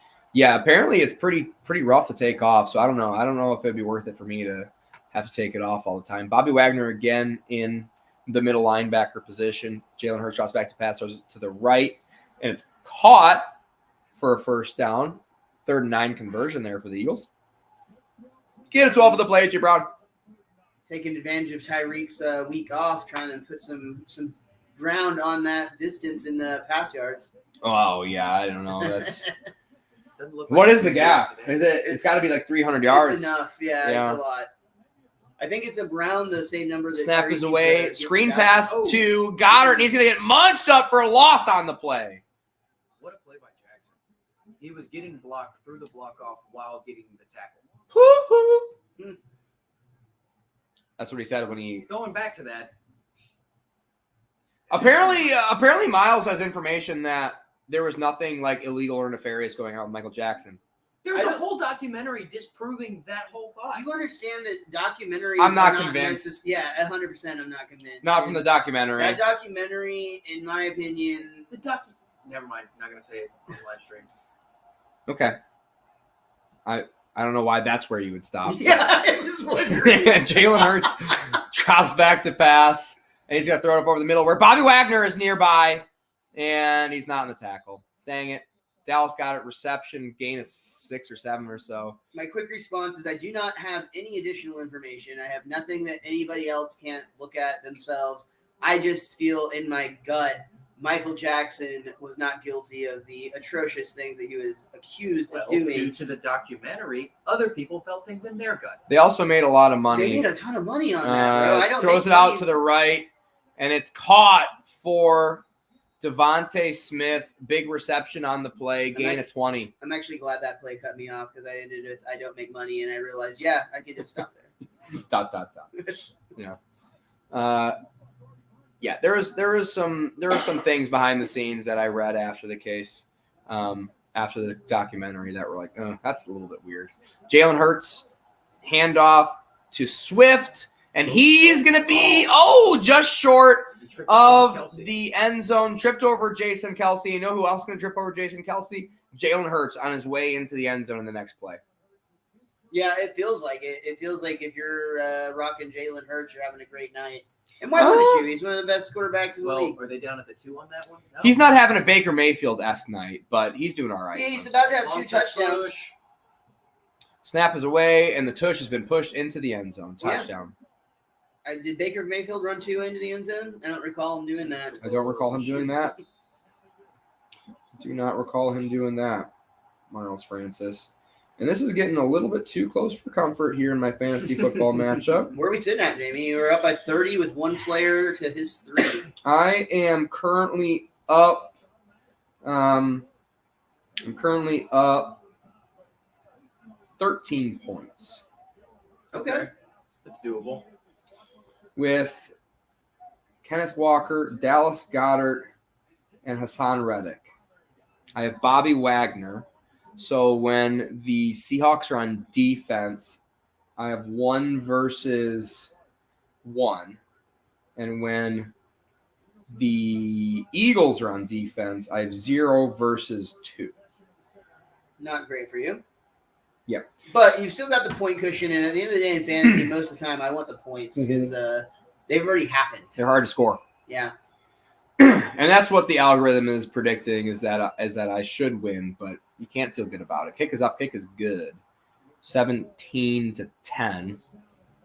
Also, one thing I got going for me is the clock. We're almost getting near the fourth quarter here. It is moving, again, just a very quick game. Well, because the Eagles on first down run it for 8 yards every single play. Yeah. And half the time, the refs mark that a first down. Would you like better Pete Davidson or Devontae Adams Taco Bell commercial? Devontae Adams. 100%, dude. Because who the hell wants breakfast tacos from Taco Bell? Did y'all see? My dad just told me today that they're making a mockumentary or documentary or something about the Ramones, and Pete Davidson is playing something with whatever. One of the Ramones? The Ramones. Joey Ramone? I don't know much about the Ramones. I have been exposed to their music. I like it. Honestly, Pete Davidson gives me very similar vibes to the Ramones. I was going to say, of all the roles you could name that he might have to play, I don't think that's the worst. Himself. But I don't know. I know he did a really bad job with the. Well, I don't even think he did a bad job. I know the Freddie Prinze movie did not do well, but I would like to see the guy who did that maybe take a stab at Joey Ramone. He's definitely a better actor. Malik, I think his name is Malik. Oh, Rami Malek. That's him, Rami Malek. Yeah. What's that? The guy who did Bohemian Rhapsody. He also did. What did you just say? Freddie Mercury. Freddie That's Mercury. Bohemian. That's No, Bohemian the Malek. one you were talking about before Bohemian Rhapsody. No, that's the one I was talking about. Oh, Yeah, the Freddie Prinze movie. Or You said Freddie Mercury. Prinze. I did say That's Freddie Prinze. why. That's what it was. I messed up. Freddie Mercury. Frickin' I am. I'm so idiot. dumb, dude. Thank you, Paxton. I'm for so acknowledging stupid. that. That's why I was make thinking no he did money. Both. I was like, wow, he's sticking to biography. Yeah. I was gonna say I was gonna have to go watch that. Yeah, I Freddie was like, Prince one Prince, because isn't he did still it. alive? He did a fucking awesome one with the Prince one. Eggnog still tasting good, boys. Hell yeah, man. Yeah, we had, or at least mine was all the bottom of the bottle, and that's where a lot of the booze was. Oh, you should mix it a little bit. I liked it. This was one was. It's good. It's good liquor, which is surprising. Actually, it's wine based. I found out. Oh. Remember I messaged you guys the other day from Costco. I went to the liquor store at Costco and I walked around the store. I did not find what I was looking for, so I went to the guy and I'm like, "Hey, man, I just had this amazing Kirkland brand eggnog. Could you help me find it?" And he went on. I was like, "We don't carry that here." And I'm like, "What?" And then it was this whole thing about it's the state of Texas because of our nonsense alcohol laws here. Yeah, that's You're weird. not allowed to sell Kirkland brand liquor, but that eggnog is wine based, and they sell it inside the actual Costco. They do. I just thought it was low enough. The kick is away. I thought it was low enough alcohol where they could technically sell it as like a malt liquor or whatever. I don't know. It is confusing. Weird that they wouldn't just carry it at the liquor store in Costco, but hey. You know those to-go daiquiri places? That's how they get around those laws. Is if you ever go to Eskimo Hut or any of the other. There's Places a to go. really shady one 2 Daiquiris, minutes yeah. from here. That I Hell want yeah, to dude. stop at. Probably the shadier the better. Oh yeah. It's because those drinks they're giving you do not have any liquor in them. They're wine. They're all wine based. So whenever they're pumping in their booze, it's a wine mixture, not an alcohol mixture. Which wine is alcohol, but So you know it's what I mean. more Not like a liquor a mixture. frozen sangria. If anything. Correct. It's very much a flavored frozen. Drew Lock drops back to pass. Thankfully, doesn't throw it to Kenneth Walker. Throws it deep to the right, and it is well over the head of Tyler Lockett, who was well covered on the play. He gives an effort, falls at the end, incomplete, no flag. And they did have one-on-one with Tyler Lockett deep down the field.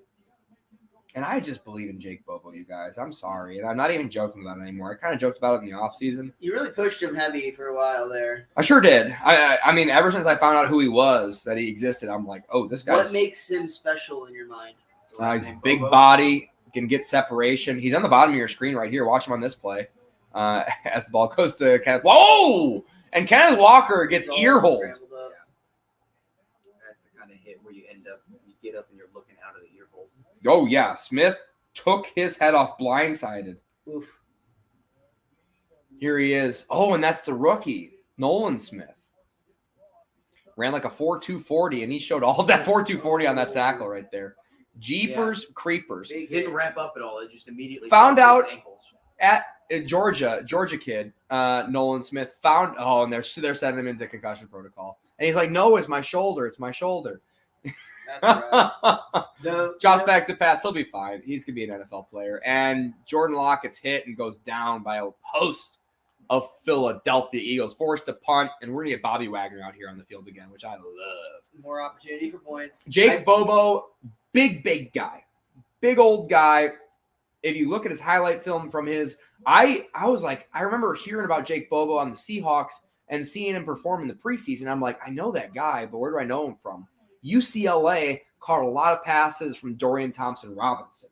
And I was like, I know him from Dorian Thompson-Robinson film. He just peppered him with targets for whatever reason, didn't go, like went undrafted or went late, punts in the air. But man, is he fast, can create a lot of separation, call for a fair catch. And honestly, I think if the Seahawks didn't have if they had similar draft capital in both players, I think they would be throwing a lot more targets to Bobo's direction. But since they have that first round draft pick, the first wide receiver off the board on Jackson Smith and Jigba, they're feeding a lot of balls. And that's what you're seeing when you watch this film, is you'll see a lot of just design plays for JSN where you're not seeing that for Jake Bobo. And that's just so they don't look like big old idiots. Like Exactly. Yeah.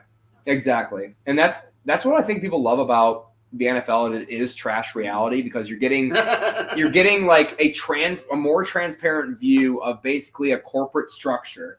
And I think a lot of Americans can relate to that because they sit in corporate structures where people just collect way too much money and are never accountable. But in the NFL, they are accountable, and you can call for people's jobs. And that's why I think people like calling for people's jobs so much. Like, this millionaire, I could do a better job, literally. And they probably could, because a lot of these millionaires that are put into position are just millionaires because they went to high school with the right guy in Michigan. Probably a lot of nepotism hires, I'm Oh, guessing. massively. Yeah. That's what I mean. There's a big pocket of the NFL. They all just come from Northern Michigan. Sure. Like Did they all literally play high school football with you? dozens of them. No, I wish. I wouldn't be. You'd probably be on my doing this couch. podcast with somebody else. Yeah, I know. I would be general manager of a football team right now if I shook the right hands the way it looks for some of these guys. Man, it's crazy. I mean, Robert Salah, total doofus. I've said it for years. Yeah, I've been down on him for a while. He's from the Northern Michigan. But to be fair to them, a lot of good coaching candidates have come from there. I think McVay is from. I might be wrong on that one, but. There's a lot of like examples of good guys, which is what makes room for the shitty guys. Mm-hmm. There's examples of a lot of good guys that came out of like Northern Michigan, they went to Eastern Michigan, coached there for a year, and then went to the NFL. Ate shit for 6 weeks or 6 years and found their way into a coordinator position, and then did a good job for 1 year and got a head coaching job. That's kind of how it goes. Or Robert Salah. I mean, you can just coach like 8 mediocre defenses in a row and then just finally get a lot of amazing players and make a lot of money from it. So good for him, I guess, Because That's how you really feel, Jamie. That is how I really feel about the whole situation. This is going to be a good game, though. Ravens and Niners. I can't wait for that one. Yeah, man, that's actually a big That's a Monday Night Super Bowl Football preview. game. Are we available? This is 24th. That's only the 24th? So no. I thought they said it was Monday Night Football. That'd be Christmas Day. I can call in from Beaumont. That is Christmas Day. Good spot, Miles. Yeah, we're going to be doing a 12 o'clock game because we don't want to be up that late on Christmas. Yeah. Jalen Hurts hands the ball off up the middle to DeAndre Swift, and he's going to get tackled by Bobby Wagner. Uh-oh. Uh-oh. Uh-oh. And there's an offensive lineman down the field. It's Johnson. Long Johnson. Lane Johnson. That's a big piece, that Philadelphia offensive line. That's The way he not grabbed that good. leg did not look It looked like a high ankle sprain or not something. promising. It didn't look great. I'll say that. He got rolled up on. That sucks. Yeah, it didn't look great. Any comments, Paxton? Look, it's a Paxton? big game. I didn't laugh at that.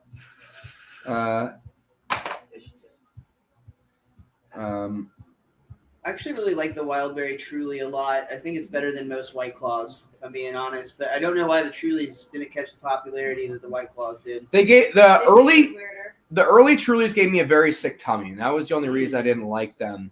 I think they may have reformulated because whenever I drink Trulies now, granted, when I drink Trulies, I'll drink like 1 instead of 8. But when I I would wonder if drink, that has anything to do with it. Probably not. but I can drink 8 White Claws and be be fine the next day. When I drink 8, Sure. truly, that I don't think it was the same effect. Interesting. I wonder what the 8's an exaggeration. 4.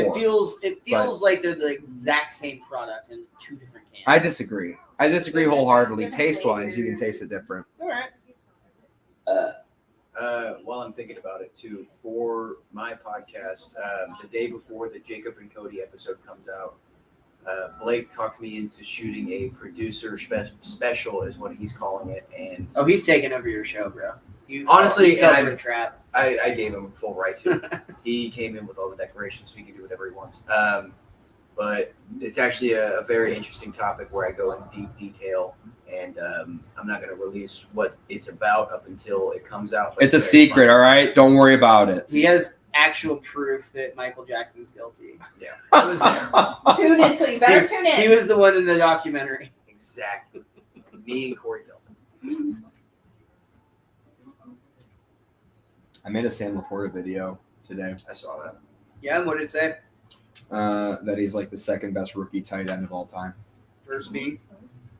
Mike Ditka, 1961. Yeah. Caught for an average of 19.3 yards per reception. Jesus. 12 touchdowns in 14 games. 14-game season back in 61.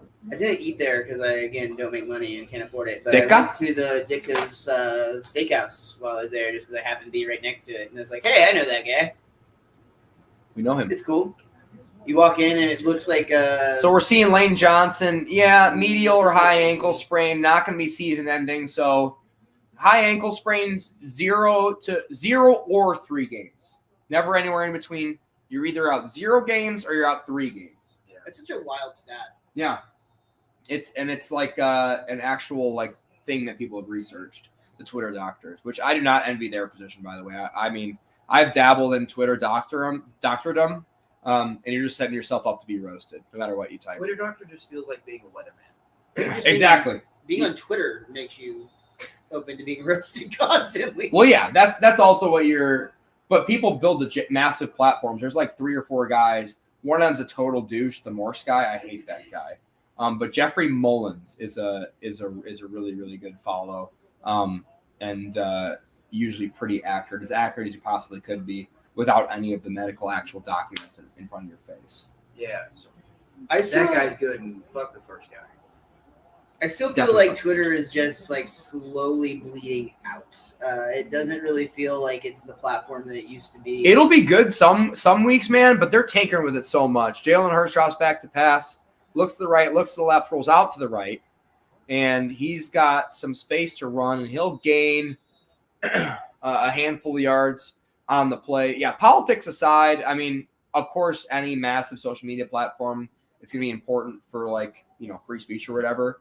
But yeah, some weeks it'll be awesome.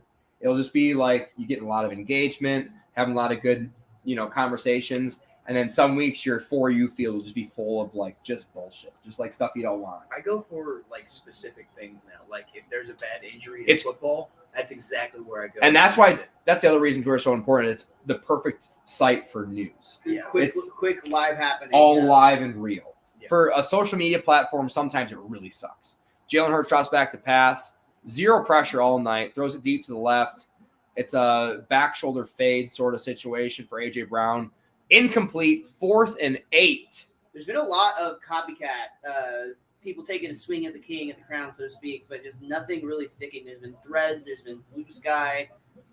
There's a couple of different ones like that. And I just wonder, I mean, Twitter obviously has like so much history, is a large, like so much built in fan base, but it does feel like there would be room for something to step in while it's in such a it's already flux. been stepped in. TikTok is the step in of what Twitter used to be. Yeah, but I hate the I disagree with idea- that. Punt is up in the air.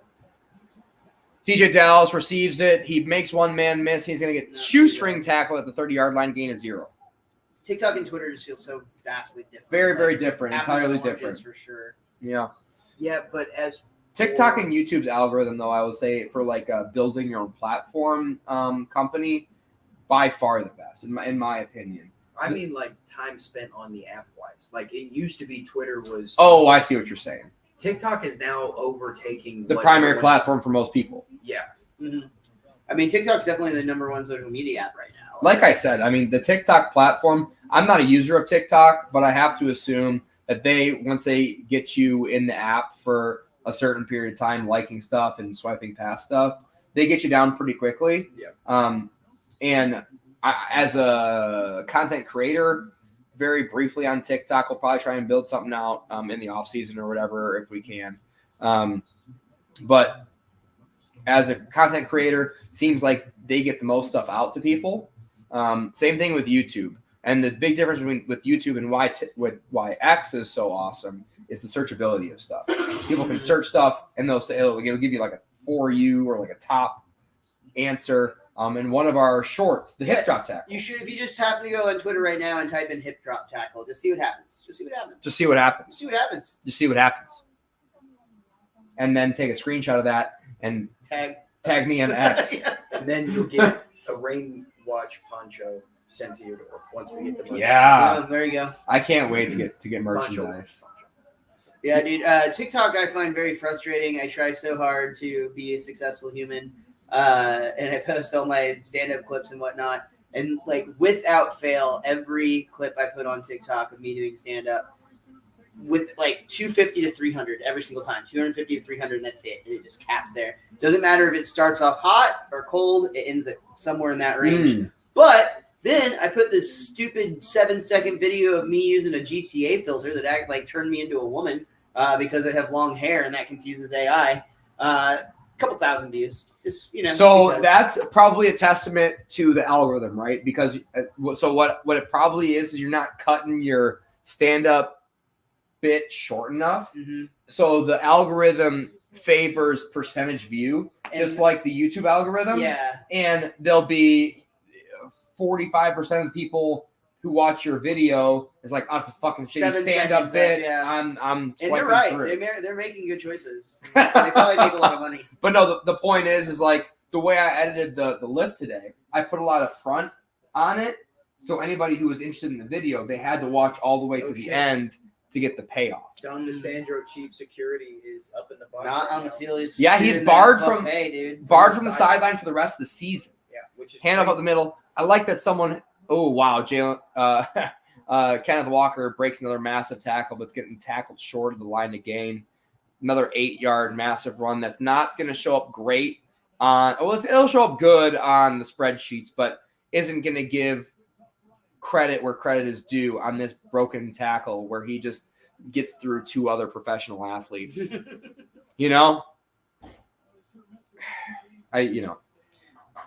Jeffrey Miller did weigh in on the ankle sprain. He said what I said, mid-ankle sprain, which means medial. He'll be back full starting for you in no time. He's also really funny. Which is cool. Handoff is up the middle to Walker, and he's going to get the first down this time, and he's going to get a lot more. He's going to get up to midfield. Massive run for Kenneth Walker. Would be nice if the Eagles would start paying attention to him. Just saying. Just saying. Yeah, definitely not as bad as that Bills-Cowboys game where it was just James Cook cooking all day. But yeah, Walker's but it's like it's Drew Lock, dude. Yeah. Just load the box. You're the fucking Eagles, I got real money at stake here. Dozens of dollars. Yeah, dude. Do you know how long I have to work for that?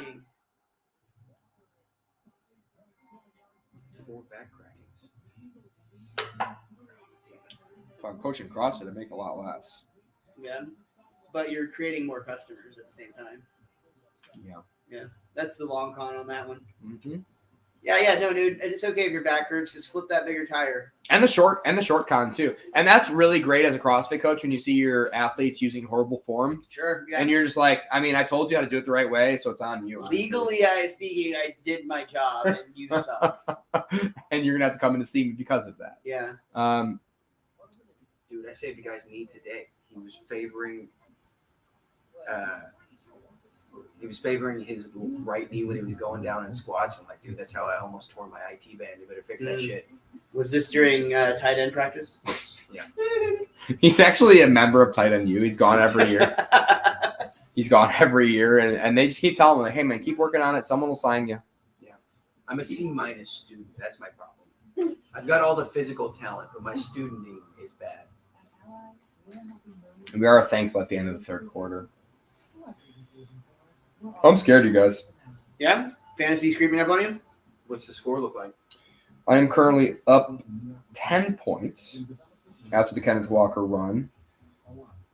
With That big touchdown earlier probably took a big old chunk out of your lead. one quarter left to go. Yeah. Thankfully, Hassan Reddick not having a great game so far, knock on wood. Dallas Goedert also, after I think the first drive, has had 0 I haven't receptions. seen him on the field at Yeah. all. The last or at one least was not that actively. super overthrown ball. Mm-hmm.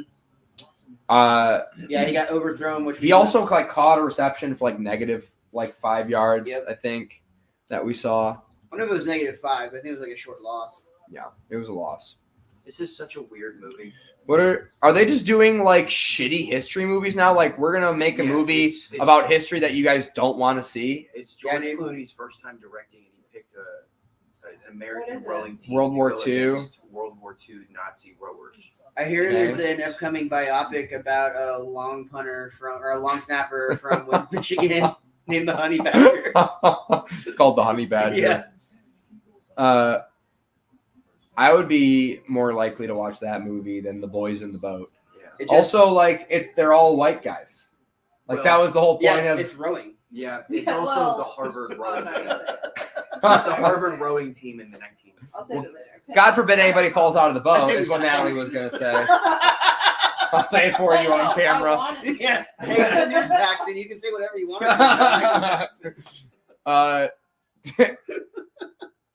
Lock under center. Hands ball off to you-know-who, Kenneth Walker. And he looks really great on that 8-yard run. If you had to put that on a stat sheet and just stare at that, drafting this guy next season? 8 yards, that's a good run, but, he's got a lot of opportunities this game. Pretty inefficient, if you ask me. Get him late second round. I can see it right now. Jamie in the first round. Walker coming off the board. Yeah, Walker in the first round, one Chubb on. in the second round. Probably going Yeah. to happen a lot next season, if I had to guess. I'm going to have a lot more Nick Chubb than I am willing to admit at the moment. I can Sure. already tell. Because I'm going to see him squatting only 450 for reps in the offseason. I'm going to be like, he'll be back. Hand off to you-know-who, Kenneth Walker up the middle, and he's going to get the first down. Marching down the field. with Yeah, Kenneth honestly, Walker. it seems pretty effective for him so far. Eagles been pretty good against the run. So now we're looking at some spreadsheets here. Last 5 games, 56 scrimmage yards per game, 1 touchdown on 11.2 touches per game. Tonight he's got 17 touches for 109 yards. He's getting more touches, and the spreadsheets are going to say that at the end of the season. Just kidding. They're not going to be able to look into cameras and say that. But anyways, play action. Drew Lock drops back to pass, bootleg to the left, dumps it Disley off again. to Billy Disley. Gain of 5 on that play. Billy the Kid. And the Seahawks are moving, Mhm. and they're doing a good job showing us commercials because the clock is running, but it's already 9:35 here in Central Time. Somebody in the production truck was like, "Oh God, we gotta stall for the rest of this game." Yeah, I wish I knew. Yeah, whatever's on after this. I wish I knew. ESPN. SportsCenter's not going to be ready for another hour. We got to make this longer. Oh no, are they gonna have to repeat SportsCenter from earlier another God time? forbid. Drops back to pass. Drew Lock throws it up over the middle to Lockett, and he's going to get taken down short of the first down yard line. It'll be 3rd and 1 from the 30, well within field goal range. 12:38 on the clock, and the Seahawks, checks the score, are down 7 points in this game. Has Metcalf done anything in this game? Not really. Not since the first quarter, it feels like. Yeah. But Weird neither has choice. the Seahawks passing team. It's just been Kenneth Walker. Yeah. He's got 117 yards from scrimmage this game.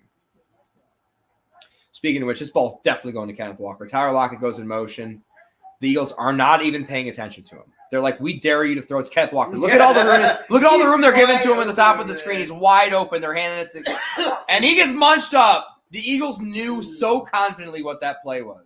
They knew from Jump Street. And You it are. felt like a really bad call, like a terrible call. I mean, I get it, but when you motion out Kenneth Walker, or when you motion out Tyler Lockett, your best receiver, arguably to the top of the screen, and nobody follows him, gives him the free 1 yards that you need, and you stay with it, that's a game manager thing, and that's maybe a Drew Lock thing. He should have audibled out of that because the Eagles knew that was coming. I don't mind the play call from the coaching standpoint, but a good play manager, a good game manager at quarterback would be like, hey, they know what's coming. And we got a big fourth down if they decide to run it. Do the same thing here. They're in a bunch with Jake Bobo at the top. They're going to take a timeout. It's a Fagaze. And that's a timeout you lose with your game manager, too, because he can't decide what he wants to do. Yikes. Yikes. 2 targets, 1 catch for DK. 2 targets. 8 yards. Wild. Yikes. Yeah, he's been getting locked down. Eagles defense known for stopping the run, not the pass. Mm-hmm. Been the opposite today. Yeah, looks like he's had Joe on him the whole time. Of course, Drew Lock throwing the football probably has a little bit to do with that too.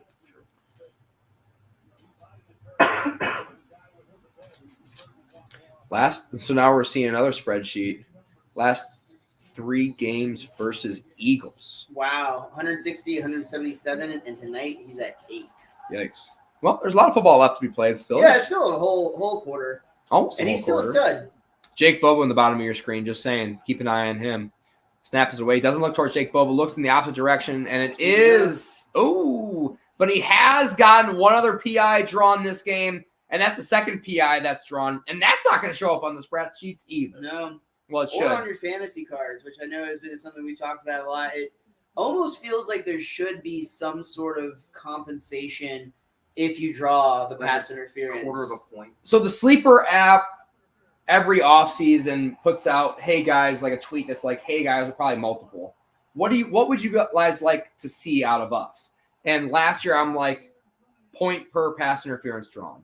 And just I don't know what the standard would be. Probably I would argue that a pass interference should be worth in a point per first down or a half PPR league, point per reception league, should be worth 2 to 3 points on a pass interference when the ball isn't caught. When the ball is caught, it's going to be declined anyway, so it doesn't matter. But I think a pass interference should be about 3 points. I feel like 1 point might be more reasonable. I was going to say. I disagree. Because so many times it's a spot foul, the snap is away, pitches to Walker, and he gets bumped by his own man, and he's maybe going to lose. I don't want to speak too early, lose 4 yards on that run. Maybe it's a tiered system where it's a 1 point for the draw of the flag, and then there's some sort of pointage if for it's the down yardage. field. Yeah, so like on a huge down the field play. You know what? That's how you fix it. You're like, it's a spot foul, so just give them the yardage. Right. Like it's a reception. Or maybe half the yardage. Or make whatever. that a box you can The click. thing is, though, you're going to have one crew that just calls so many penalties in comparison to one game that's penalties run. But that's just the problem with the NFL as it is to begin with. That's almost an argument for the rule. Yeah, Pitch to getting DK getting involved, and he's going to get stopped short of the line of gain, but it's going to be 3rd and short anyway. But not having those PIs for points is an easy way to circumvent all of that ticky-tacky shit. I don't fully understand what you mean. They're going to be bad refs, and no matter what the bad call is, it's going to affect the game fantasy football-wise. Okay, but think about first Cowboys v. Eagles, how every other play was a penalty, and how we were so horrible, and how that game sucked. Okay, but that has nothing to do with fantasy football. Pressure up the middle, Whoa! sacked, and throws it away to Walker. It is incomplete. It'll be 4th down in field goal range, down 7. 4th and short. They're going to have to go for this one. If I'm an Eagles fan, I'm like, please go for it. Please go for it. Please go for it. Because I don't feel like they're going to get it here. They can't just automatically go to Walker like they have been. They kind of had that screen set up to Walker, by the way. Oh, that was close. He was open. If there wasn't such great pressure up front to Jalen Carter, by the way. Walker almost made that work. Yeah.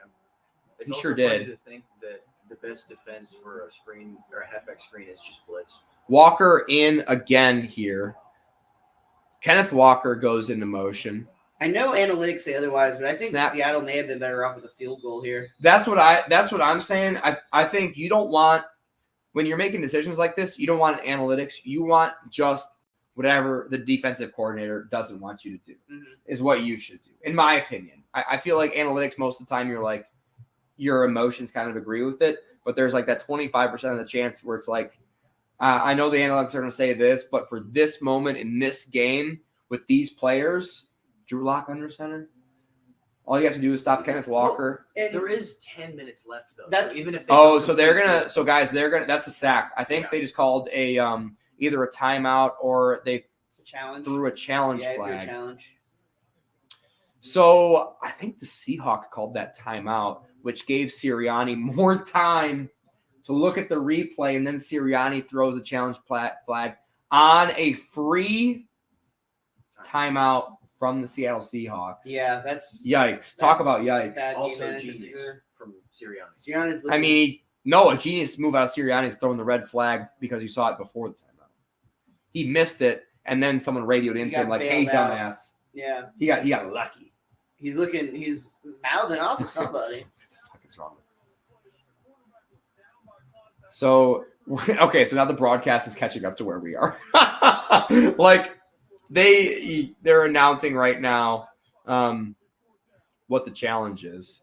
Oh, the call is reversed. So they don't even go to a review. They're like, "Yeah, you're right, homie."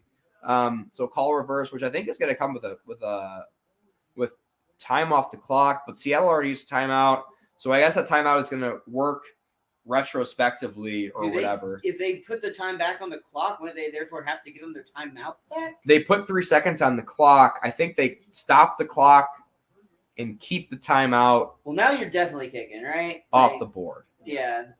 And the other thing is, I know the Eagles have 17 points, but if you have to decide on who's been playing better, the Seahawks defense has been doing a better job consistently than the Seahawks offense have. And that's what I'm looking at when I'm looking at this call.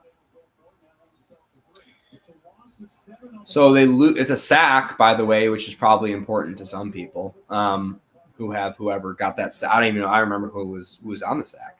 It might have been Josh Sweat.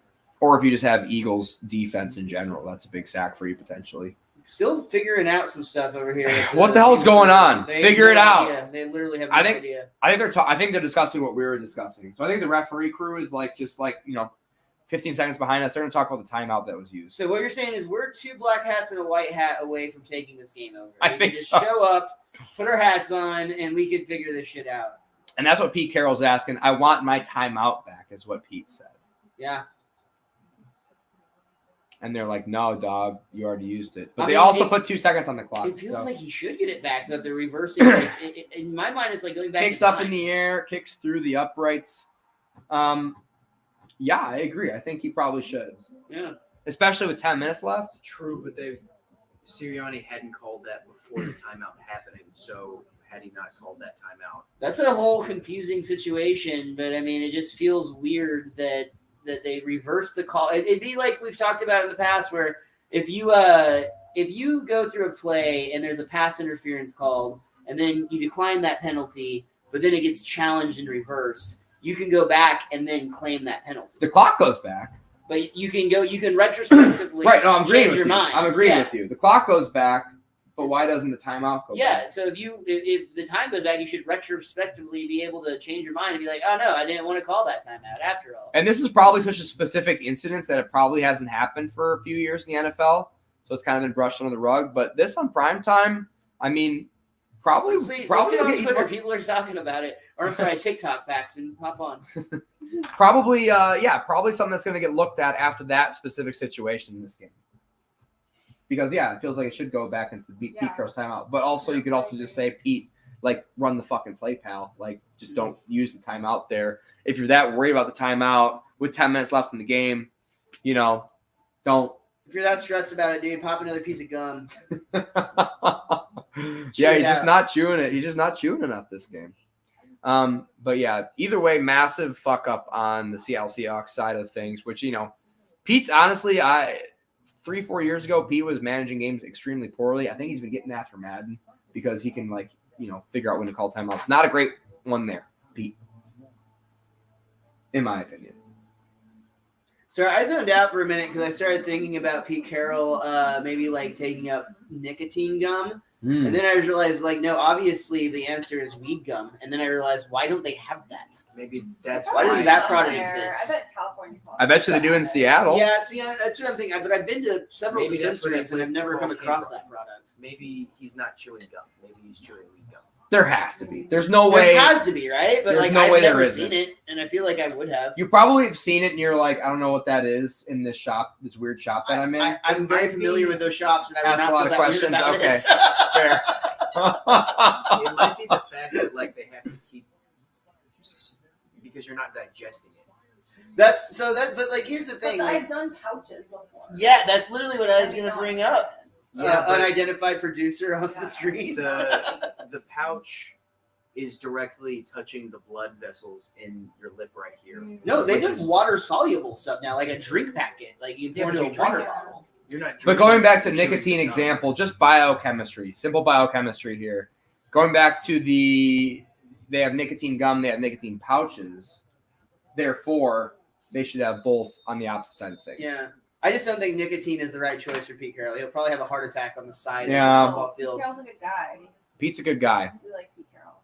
Yeah. I'm not saying he's a bad guy. I am saying he's a stressed guy. If you look at him on any given day, on any given Fine. Sunday, he looks like a temple, Maybe he like just vein looks is that about to way. pop. Maybe he just looks that way. It's because his team is always doing not too great. I'm just saying, Mike McDaniel, known to hit the vape on the sideline, doesn't Sure. look like he's going to die of a heart attack anytime soon. Documented. Also, probably 40 years younger than Pete Carroll, so that's Fair. also a Fair. thing that you got to keep in mind. Either way, handoff. Nope. Ooh. Quickly out of his hands again, up the middle to A.J. Brown, who is getting involved in a lot in this game. You know who isn't? Bobby Wagner. Come on, bud. He's been off the field. No, he's not been off the field. He's been not producing since the first quarter. They did so well they tricked you, James. Well, They got you. the Eagles have been actively avoiding Bobby Wagner, Well, they which got you. isn't fair. But they did get you. No one got me. Yeah, huh? 9:28. It was one of the handoff ones, but they threw it. Oh, you're right. You're right. Yeah, Yeah. I know. Yeah. I didn't know what you meant. Handoff up the middle to DeAndre Swift, and that's going to be a Bobby Wagner tackle, baby. Let's go. Great tackle by Bobby Wagner there. Do you think he's playing so well because he used to be on the Seahawks and this is like a whole thing? No, he is on the Seahawks. Bobby Wagner is on the Seahawks. Oh. Right. You're thinking of him on the Rams. Yeah. For what it's worth, I Googled it because I was curious. There's a company called Joyables I'll that let makes you do it. joy gum. So, There you you go. know, I'm sure they're not. if that's legal, you should So let is us know how it the is. Seahawks back on the Seahawks? He is back on the Seahawks now. Yes, he was on the Rams last year. Drops back to pass. Blitz. Thrown quickly again. Taken down, but not after the first down. Devontae Smith, the Slim Reaper, as Paxton Bailey calls him. He's a Slim Reaper, dude. He shouldn't be an NFL wide receiver. He's so thin, but it just works. Well, that's been an interesting thing in the NFL that the receivers, probably because of Devontae Smith in particular, have gotten a lot smaller. The average receiver weight is like 185 in the NFL now, Yeah. Oh, wow. which is crazy. And Megatron was what 6'2", He'd been 225 at least. Yeah, Jeez, dude. he was awesome though. Anomaly. Play action. Jalen drops back to pass, throwing it deep to the left. Who's it in the direction of? The Seahawks. Hawks. Intercept him, and he's gonna be down in the end zone, Wow. doing his dance. Doing his dance. Not good for me, fans, football wise, either, for the Neither record. is Paxton, I'm guessing, based on the muttering in his That looks like love on the interception. We do need to get Paxton set up with one of those like mics, like televangelist wears, like we're I was around the thinking side about of your that face. lapel mic. I do, but it's not compatible with the system that I run currently. Interesting that Jalen decides to throw the ball up. I was, when the ball goes up like that, I'm assuming that from Jalen Hurts, A.J. Brown, or Devontae Smith is going to be underneath it. That ball was thrown in the direction of Quez Watkins, who I don't, Jalen, that's what happens when you throw to Quez. Stop doing it. Yeah, I agree, Paxton. Just throw it to AJ, dude. It seems to work. A lot better. Just fucking run it. Run it into the end zone because you have 2 rushing touchdowns already. You big, fast bastard. BFB. BFB. You guys like hockey? I want to like hockey more than I do. Just thinking to start another channel. Just kidding. I enjoy hockey, but like I enjoy playoff hockey. I do enjoy playoff hockey as well. I really like going to watch hockey live. That's actually like one of the more fun sports, I think. Well, I enjoy live You enjoy minor it. league hockey. American Airlines, the Stars Arena, is an incredible experience. Yeah, From the fans' point of view, the cheap seats there are brilliant. they are. The expensive seats, I'm sure, I wouldn't know, are. I've actually been in a suite there. Oh, that's cool. And it was like opening night. George W. Bush Oh, dropped the starting puck, and I'll tell you, whenever you see a warlord like that, drop a puck in the United States. Did the blood from his hands get on the puck, or was that just part of the game for that night? They You know had to what? wash it off because it froze to the ice. Yeah. Yeah. Well, we all know it was really Chaney pulling the strings. It wasn't George. No, did the AAC used to, when I was in college, this would have been like somewhere in like the 2007, 2008 time area. The Mavs and the Stars were just historically bad at that time. Like they were not good. This was before the Mavs did their playoff run and championship run. They lost to the Heat, I think in like 2009. Just for a fun fact, also the Cowboys and Rangers were bad around that time too. Sure. But the AAC specifically did a thing for if you had a student ID, you could go to the games and within once it got to be half an hour before the game started, they started selling their premium seats at their cheap seats. So I got to sit glass side for multiple games for $20.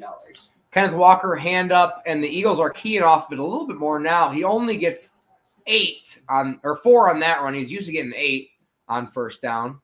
And the clock is moving, which is good for me fantasy football-wise, for the record, if anyone cares. No one cares, I know, but I do. The Mavs were never as good of seats. Like you got to sit in like the lower bowl as opposed to the upper deck. But like the Stars games literally sitting right up on the glass. Like it would be incredible, like an incredible time at a reasonable price. Drew Lock under center again. Kenneth Walker behind him. Snap is away. Handoff is to Walker, and he's going to get hit in the backfield, and he's going to get 1 yard or maybe a 1.5 on that carry. Back to third down already, guys. 3rd and 5. Too. Yep, and the clocks are running, which is something that we like to see. Back to what you were saying, my dad and I used to do that with Rangers games when it was like $10 to go see, and you'd get $10 tickets for the third deck, and by the 4th inning, because they were so bad, you'd be able to sit on third base line. Yeah. I put my feet up on the dugout when I was 6 years old because they were so bad. How overworked of a 6-year-old were you that you felt the need to put your feet up? Yeah. Tyler Lockett goes in motion. He's been working hard all day. Drops back to pass, looks to the right, throws to the right, almost intercepted, incomplete. Lockett's asking for a flag. It's going to be 4th and 5. They have to punt. I've been a hardworking man. I sold a job today after getting yelled at by a Nigerian man to not touch the World Series trophy.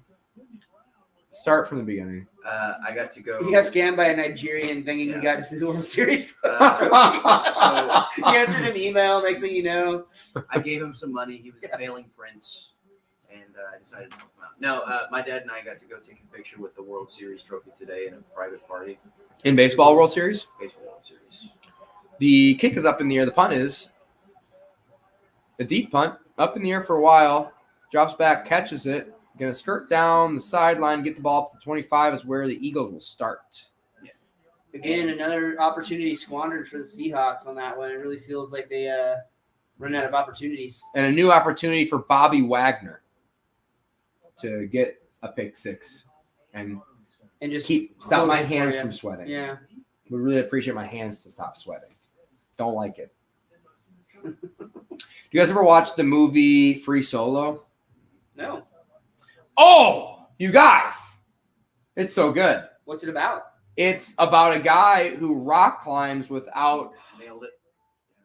wires. I haven't seen it, but I've heard of it. And I do It's want to see it. incredible. Yeah. You'll love it. I'm going to he force does you it to. in between two buildings?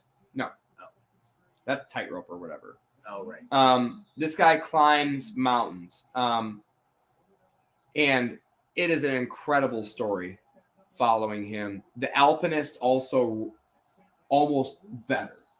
But my hand, if they climb without ropes, and my hands and my feet will sweat. My feet Watching will it? sweat, which is not my hands will sweat. I've never had my feet sweat when I'm nervous. Hand up off the middle, munched up pretty quickly, gained a 1 on the play.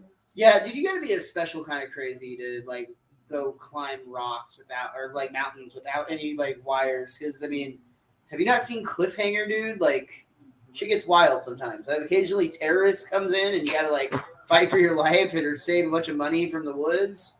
I think it was like John Lithgow is there for some reason. I won't even crawl up on top of my counter. So it's bad. I might be tall, and I think tall people all have the same fear of heights because we're already up high enough. I'll go to rock climbing gym sometimes and do like the bouldering. wall. Bouldering's fun. Oso's a good time. Yeah. I will say Oso's a really, really good time. Jalen Hurts also a good time. Drops back to pass. Nope, he's not. It's a design draw, very likely. And he's going to not get the first down. If I know that booty, that feels like a Bobby Wagner booty, and it is. Bobby Wagner on the tackle. Munched him up, and that's 2 points back-to-back for Bobby Wagner for the record, if anyone's paying attention. Rarely do you see someone get to lay a hit on Jalen Hurts these days that's not in the backfield, I mean. Yep. Wow, look at those stat lines, actually. That's That's kind of crazy. Well, not pretty the same. But It's they're the yards similar per in attempt that you're really going to want to focus on. They don't feature that. They don't feature that on that Probably because one. it would make them look a lot less. Uh-oh, we missed a tush push. Good job out of the ESPN production. Totally fucked that one up. They are not – the ESPN production, probably the number one production if I had to rank them. Amazon being the worst. I and was the best literally at the about to same say, it time. seems like they got the Amazon crew in to run things. Yeah, that was a total – that was a blunder. That was really, Fox really isn't bad. I would say Fox is probably the best. The networks, Fox, NBC, they never fuck up. They literally never fuck up. But ESPN, I would say, would be in the next tier. And then it would be Amazon at the bottom and probably NFL Network right significantly ahead of them. Amazon worst by far. Snap is away. Handoff is to DeAndre Swift. Wow, absolutely jukes a man out of his shoes. And he's going to slide down in the field of play, keeping the clock moving for fantasy football analysts around the world. Wow, this guy, my hero. I can be your hero, baby. I pledge allegiance to DeAndre Swift Keep it going. You know it. and the Philadelphia Eagles of America. To the Republic, for Philly which cheesesteaks. it stands. Slides. Handoff up the middle, DeAndre Swift makes another man miss, goes into the outreached hands of guess who? Bobby freaking Wagner. DeAndre Swift has money on me winning my fantasy football matchup. That's what it is, dude. That's what it is. Staying in bounds, and if he's not staying in bounds, he's going into the outreach hands of Bobby Wagner for a solo tackle. Thank you, DeAndre Good job Swift. not picking He, me up. he started you in fantasy nerds who sit on the couch. Now I'm now up 11 points, which is good news. And he has Goddard, Walker, and who? Hassan Reddick. Who's has All been one very tackle. quiet. Yeah. I I have the Eagles kicker, so I'm gonna be sad to see him kick a handoff field up the middle again. That one, it's Very quickly live. tackled. Didn't get to the second level of Bobby Wagner on that one, but loses some yards on the play. It's going to run some clock as well. Man, this game is gonna really suck for Pete Carroll when he's a timeout short of being able to make a play. And the way this game script is going, we're looking at a push, by the way, Miles. We're going to want a field goal here for the gambling podcast, but that's why you got to tune in early to get the best numbers. So the Seattle Seahawks home crowd, known for being loud, they're getting loud right now. 3rd and 7. My dog runs downstairs. Jalen Hurts alone in the backfield. Maybe another design run for him, and it sort of is, but he gets forced out to the right, and he's going to get forced to the left. Bobby Wagner's in pursuit. What? Bobby Wagner's in pursuit. He's not going to get there. Bobby Wagner's tired. Jalen Hurts throws it into the turf in the direction of Dallas Goedert, incomplete. What a scramble that was, man. It He was a just great ran incomplete around. pass. I think he was trying to get it close to the 2-minute warning there. Yeah. So they're going to punt that ball away, and that'll take us to the 2-minute warning. I mean, Dallas Goedert has been targeted several times in what feels like a lot of throwaways this game. Mm-hmm. Big target to have the ability. He's going to catch the eye when you're running around for your life. Big punt up in the air. Down the field. Lands on the turf. Oh, and that ball is just going to roll to the 8-yard line. And they're going to run it down. Oh, wow. The clock guy got his sticky little fingers on that clock pretty quickly, huh? Mm-hmm. Usually you see on punts, especially, them not run the clock on time. They run the clock very quickly there. It's all the way down to 1:52. 2-minute warning. Drew Lock with a chance to have a game-winning drive here. Hasn't looked great in the game so far. No. Kenneth Walker listed at 19 carries for 86 yards, which will look good in real life and on the spreadsheets. So that'll really confuse a lot of people who think they know what they're talking about online. Capital One commercial, Burger King commercial. Have you guys tried any of these melts? No. They're trying to put Arby's out of business. Here's my thing with melts is I never want to get them because I either have to eat that at home because it's going to be messy, and I just want to take it home and get all my napkins in order. Do you realize that they have napkins at Burger King back then? He doesn't want to eat in the car, is what he's saying. I'm not going to eat in the car. I'm definitely not going to eat inside of a Burger King. Why? What's wrong with you, dude? I feel like That's awesome. I feel like if I sit down in a Burger King, I'll be forever fused to that booth. Well, you get yourself a little paper crown and just fucking rule over your kingdom.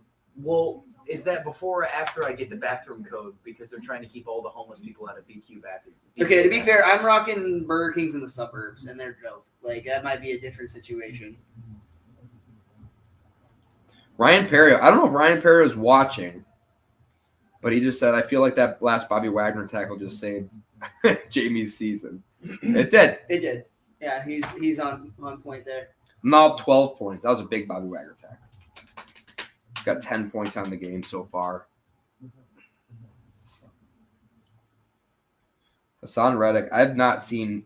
It feels like it's been a Jalen Carter game for the And Eagles. Josh Sweat too. Well, yeah, he's always in. She's pretty. I love her, dude. She was in the American Pie movie. She was recently in that Poker Really? Face movie. Yeah. Who is she in American Pie? She's the one that agrees to help out Finch with the rumor that he's great in bed. Oh shit. Yeah. Huh. I can't remember. Natasha Lyonne, I believe is her name. The actress. I don't know. There's no way that was her. That's She's Natasha old. Lyonne. Really? Yeah. She looked incredible in that commercial. Like she looked like. Bro, she was here's the thing. 27 In this that. country, if you've got a lot of money, you can stay young forever. You just Yeah, gotta drink but- the blood of children like Michael Jackson did. Allegedly.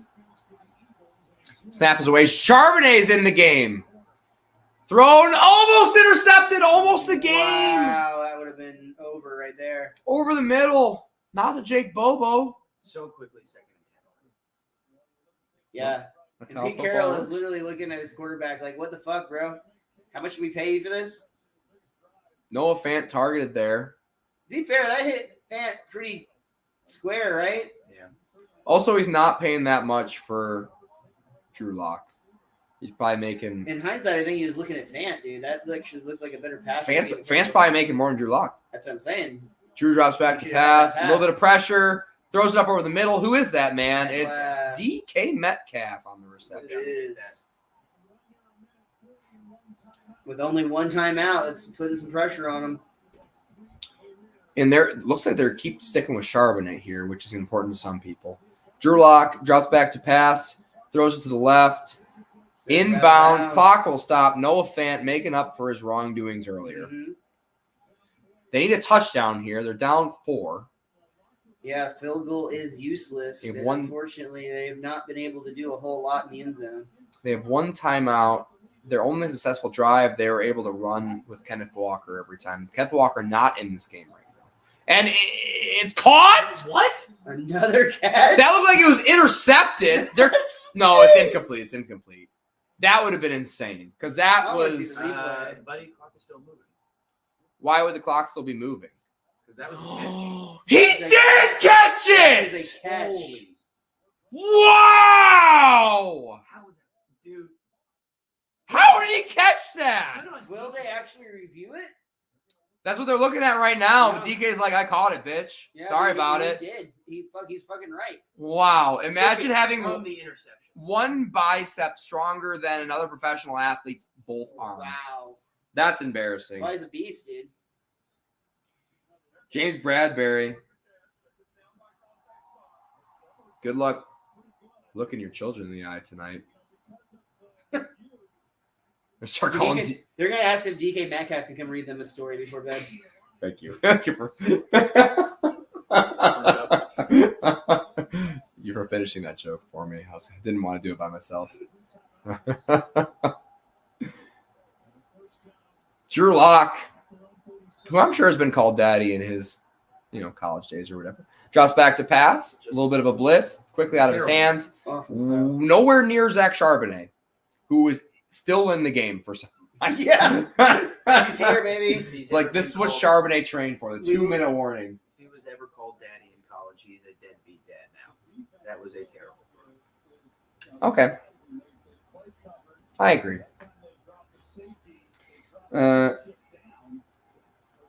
So we got Oof. 1 That's minute when left. it feels insulting that they showed the replay. Yeah, that was bad rude. block. And this is the yards per attempt I'm looking at right now, right? Drops back to pass, throws deep to the right, almost intercepted again. Tyler Lockett in that neck of the woods, broken up by 2 Philadelphia defenders. And once again, we find ourselves in a 3rd and long situation. Nicholas Morrow indicating that he was the man on the tip. We'll see the replay. Morrow be number 41. And the throw is away. And Morrow is the one who broke the that pass was up. real close. Trying to drop it just a little bit off schedule. Would have liked the ball to be out of his hands a step or two earlier on that play. Would have been completed. That's what timing is so important. Drew A lot of Lock. pressure on this man's shoulders right here. Yep. In shotgun. Look at the fucking power. Charbonnet's still in the game. They should have gotten called for delay of game. Instead, Did he just they catch threw that another ball to Did he DK just catch that Metcalf again? and stopped the clock. That's Right? ridiculous. Why aren't they running the clock? They are Clock running is the running. clock. Clock They is really running. fucked up the. Clock is They running. really fucked up the clock there. They're making up for the 2-minute warning. Snap is away. Drew Lock drops back to pass, throws to the left, and it's incomplete, almost intercepted again. They fucked up that clock so bad. It stopped for what felt like 5 Mississippi. Yeah. They're gonna have to did. change it. They gotta get that clock down to 31 seconds because that's meaningful. Seahawks no timeouts, right? Seahawks still have one. They've yet to One burn- timeout. They've yet to burn their one. Wow, DK When he's Metcalf. making catches like that, it really makes you wonder why they didn't try throwing to him earlier in the game. Yeah. Yeah, 2 targets right in the first half. Yeah, 8 yards in the first half.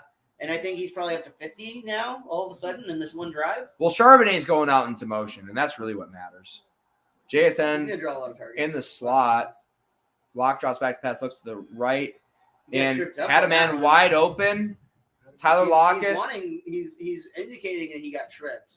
I mean, the way that looked, It looked like he just fell. only explanation would be that he was tripped because he was wide open. Wow, DK Metcalf, you're crazy. Oh, and he was inbounds.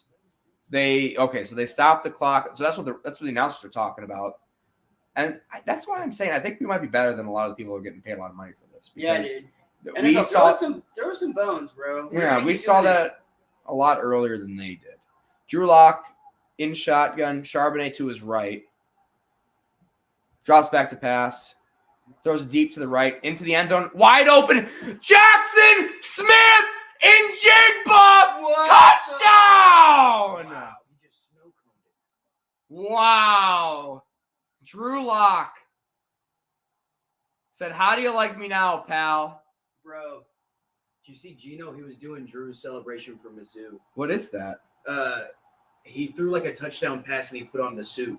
And, that So was it's like his- the reverse Superman. It's Yeah. like I'm putting on my It's like the Iron business Man suit. or something. He did that like 4 years ago in college. Interesting. And Gino was doing it to him from the sideline. And people on Twitter are currently saying the Philadelphia Eagles are frauds. I mean, I know they're coming off of a lot of Great catch. Great that catch. was a great clap. Great catch. Got his feet in bounds, too. They're coming out of Wrangled a it in. gauntlet of a lineup. They've played some tough games last week, but the Yeah. fact is, and they flew across the country to play this game. Extra point's good. But if you're going to be the best team in the NFL, you got to win some fucking football games, dude. Like Well- late in the season. There's 28 seconds left, 3 timeouts, down a field goal. All they need is one. They don't even need to score a touchdown. Need a field goal to tie it, and then we can get overtime, which I'm assuming would be good for the channel. I would love to talk more about this game. Oh, yeah, I feel like we haven't talked enough about this game, if I'm honest. It feels like this has been a sneaky, like the Great Seahawks really felt like at no point that they had a real significant shot at this, but yet here we are. Felt like they still don't have a chance. So how is it that you have a team who's winning with 30 seconds left and you still don't feel great for them? Yeah, what are the live odds of this game? Live odds of the Eagles game. I would like to maybe get some tasty little treat on the Eagles Get to win. some dirty bird betting. Oh, yeah. I wouldn't mind Look it. how happy he looks, dude. I'd be happy.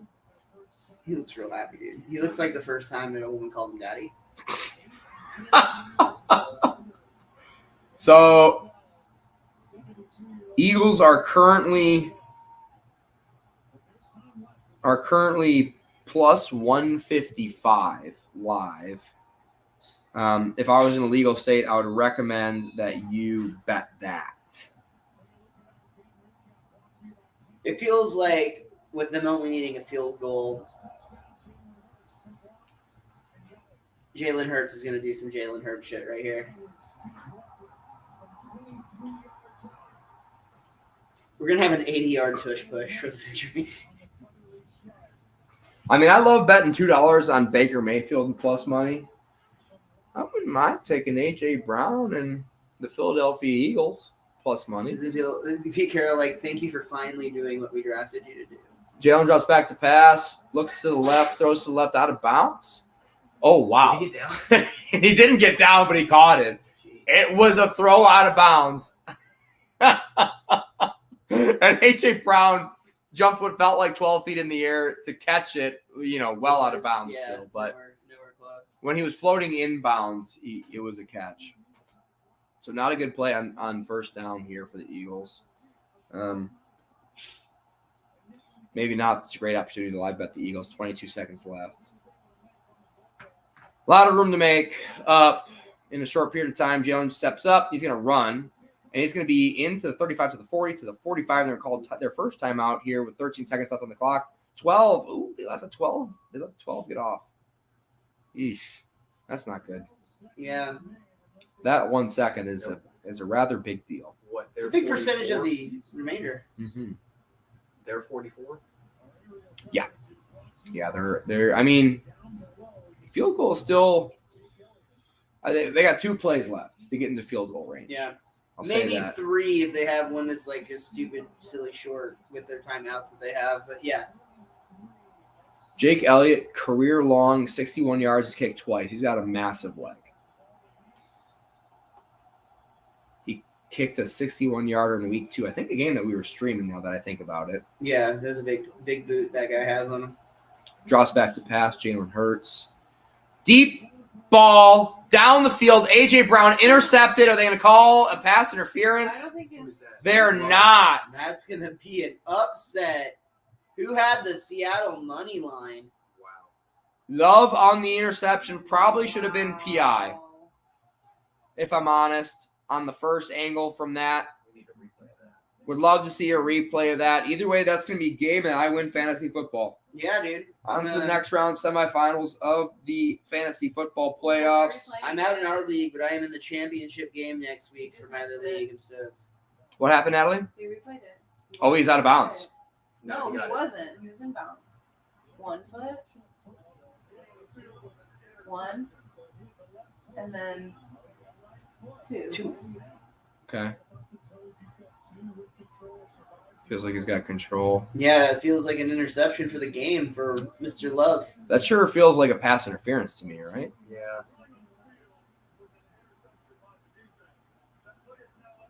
Did he for sure get that left foot down? But they Yeah, cannot he did. call a pass interference on a review. Not So anymore. that is over. Oh, they can't. Well, please subscribe to the channel. My name's Jamie Jakes. You can follow me at JMJKS on X. At Miss Rose Days Off on all platforms. Miles Francis, thank you for being on, buddy. Yeah, dude, thanks for having me as always. If you're in the Dallas area, come see Jamie and I this Thursday at Club 1851 in Arlington.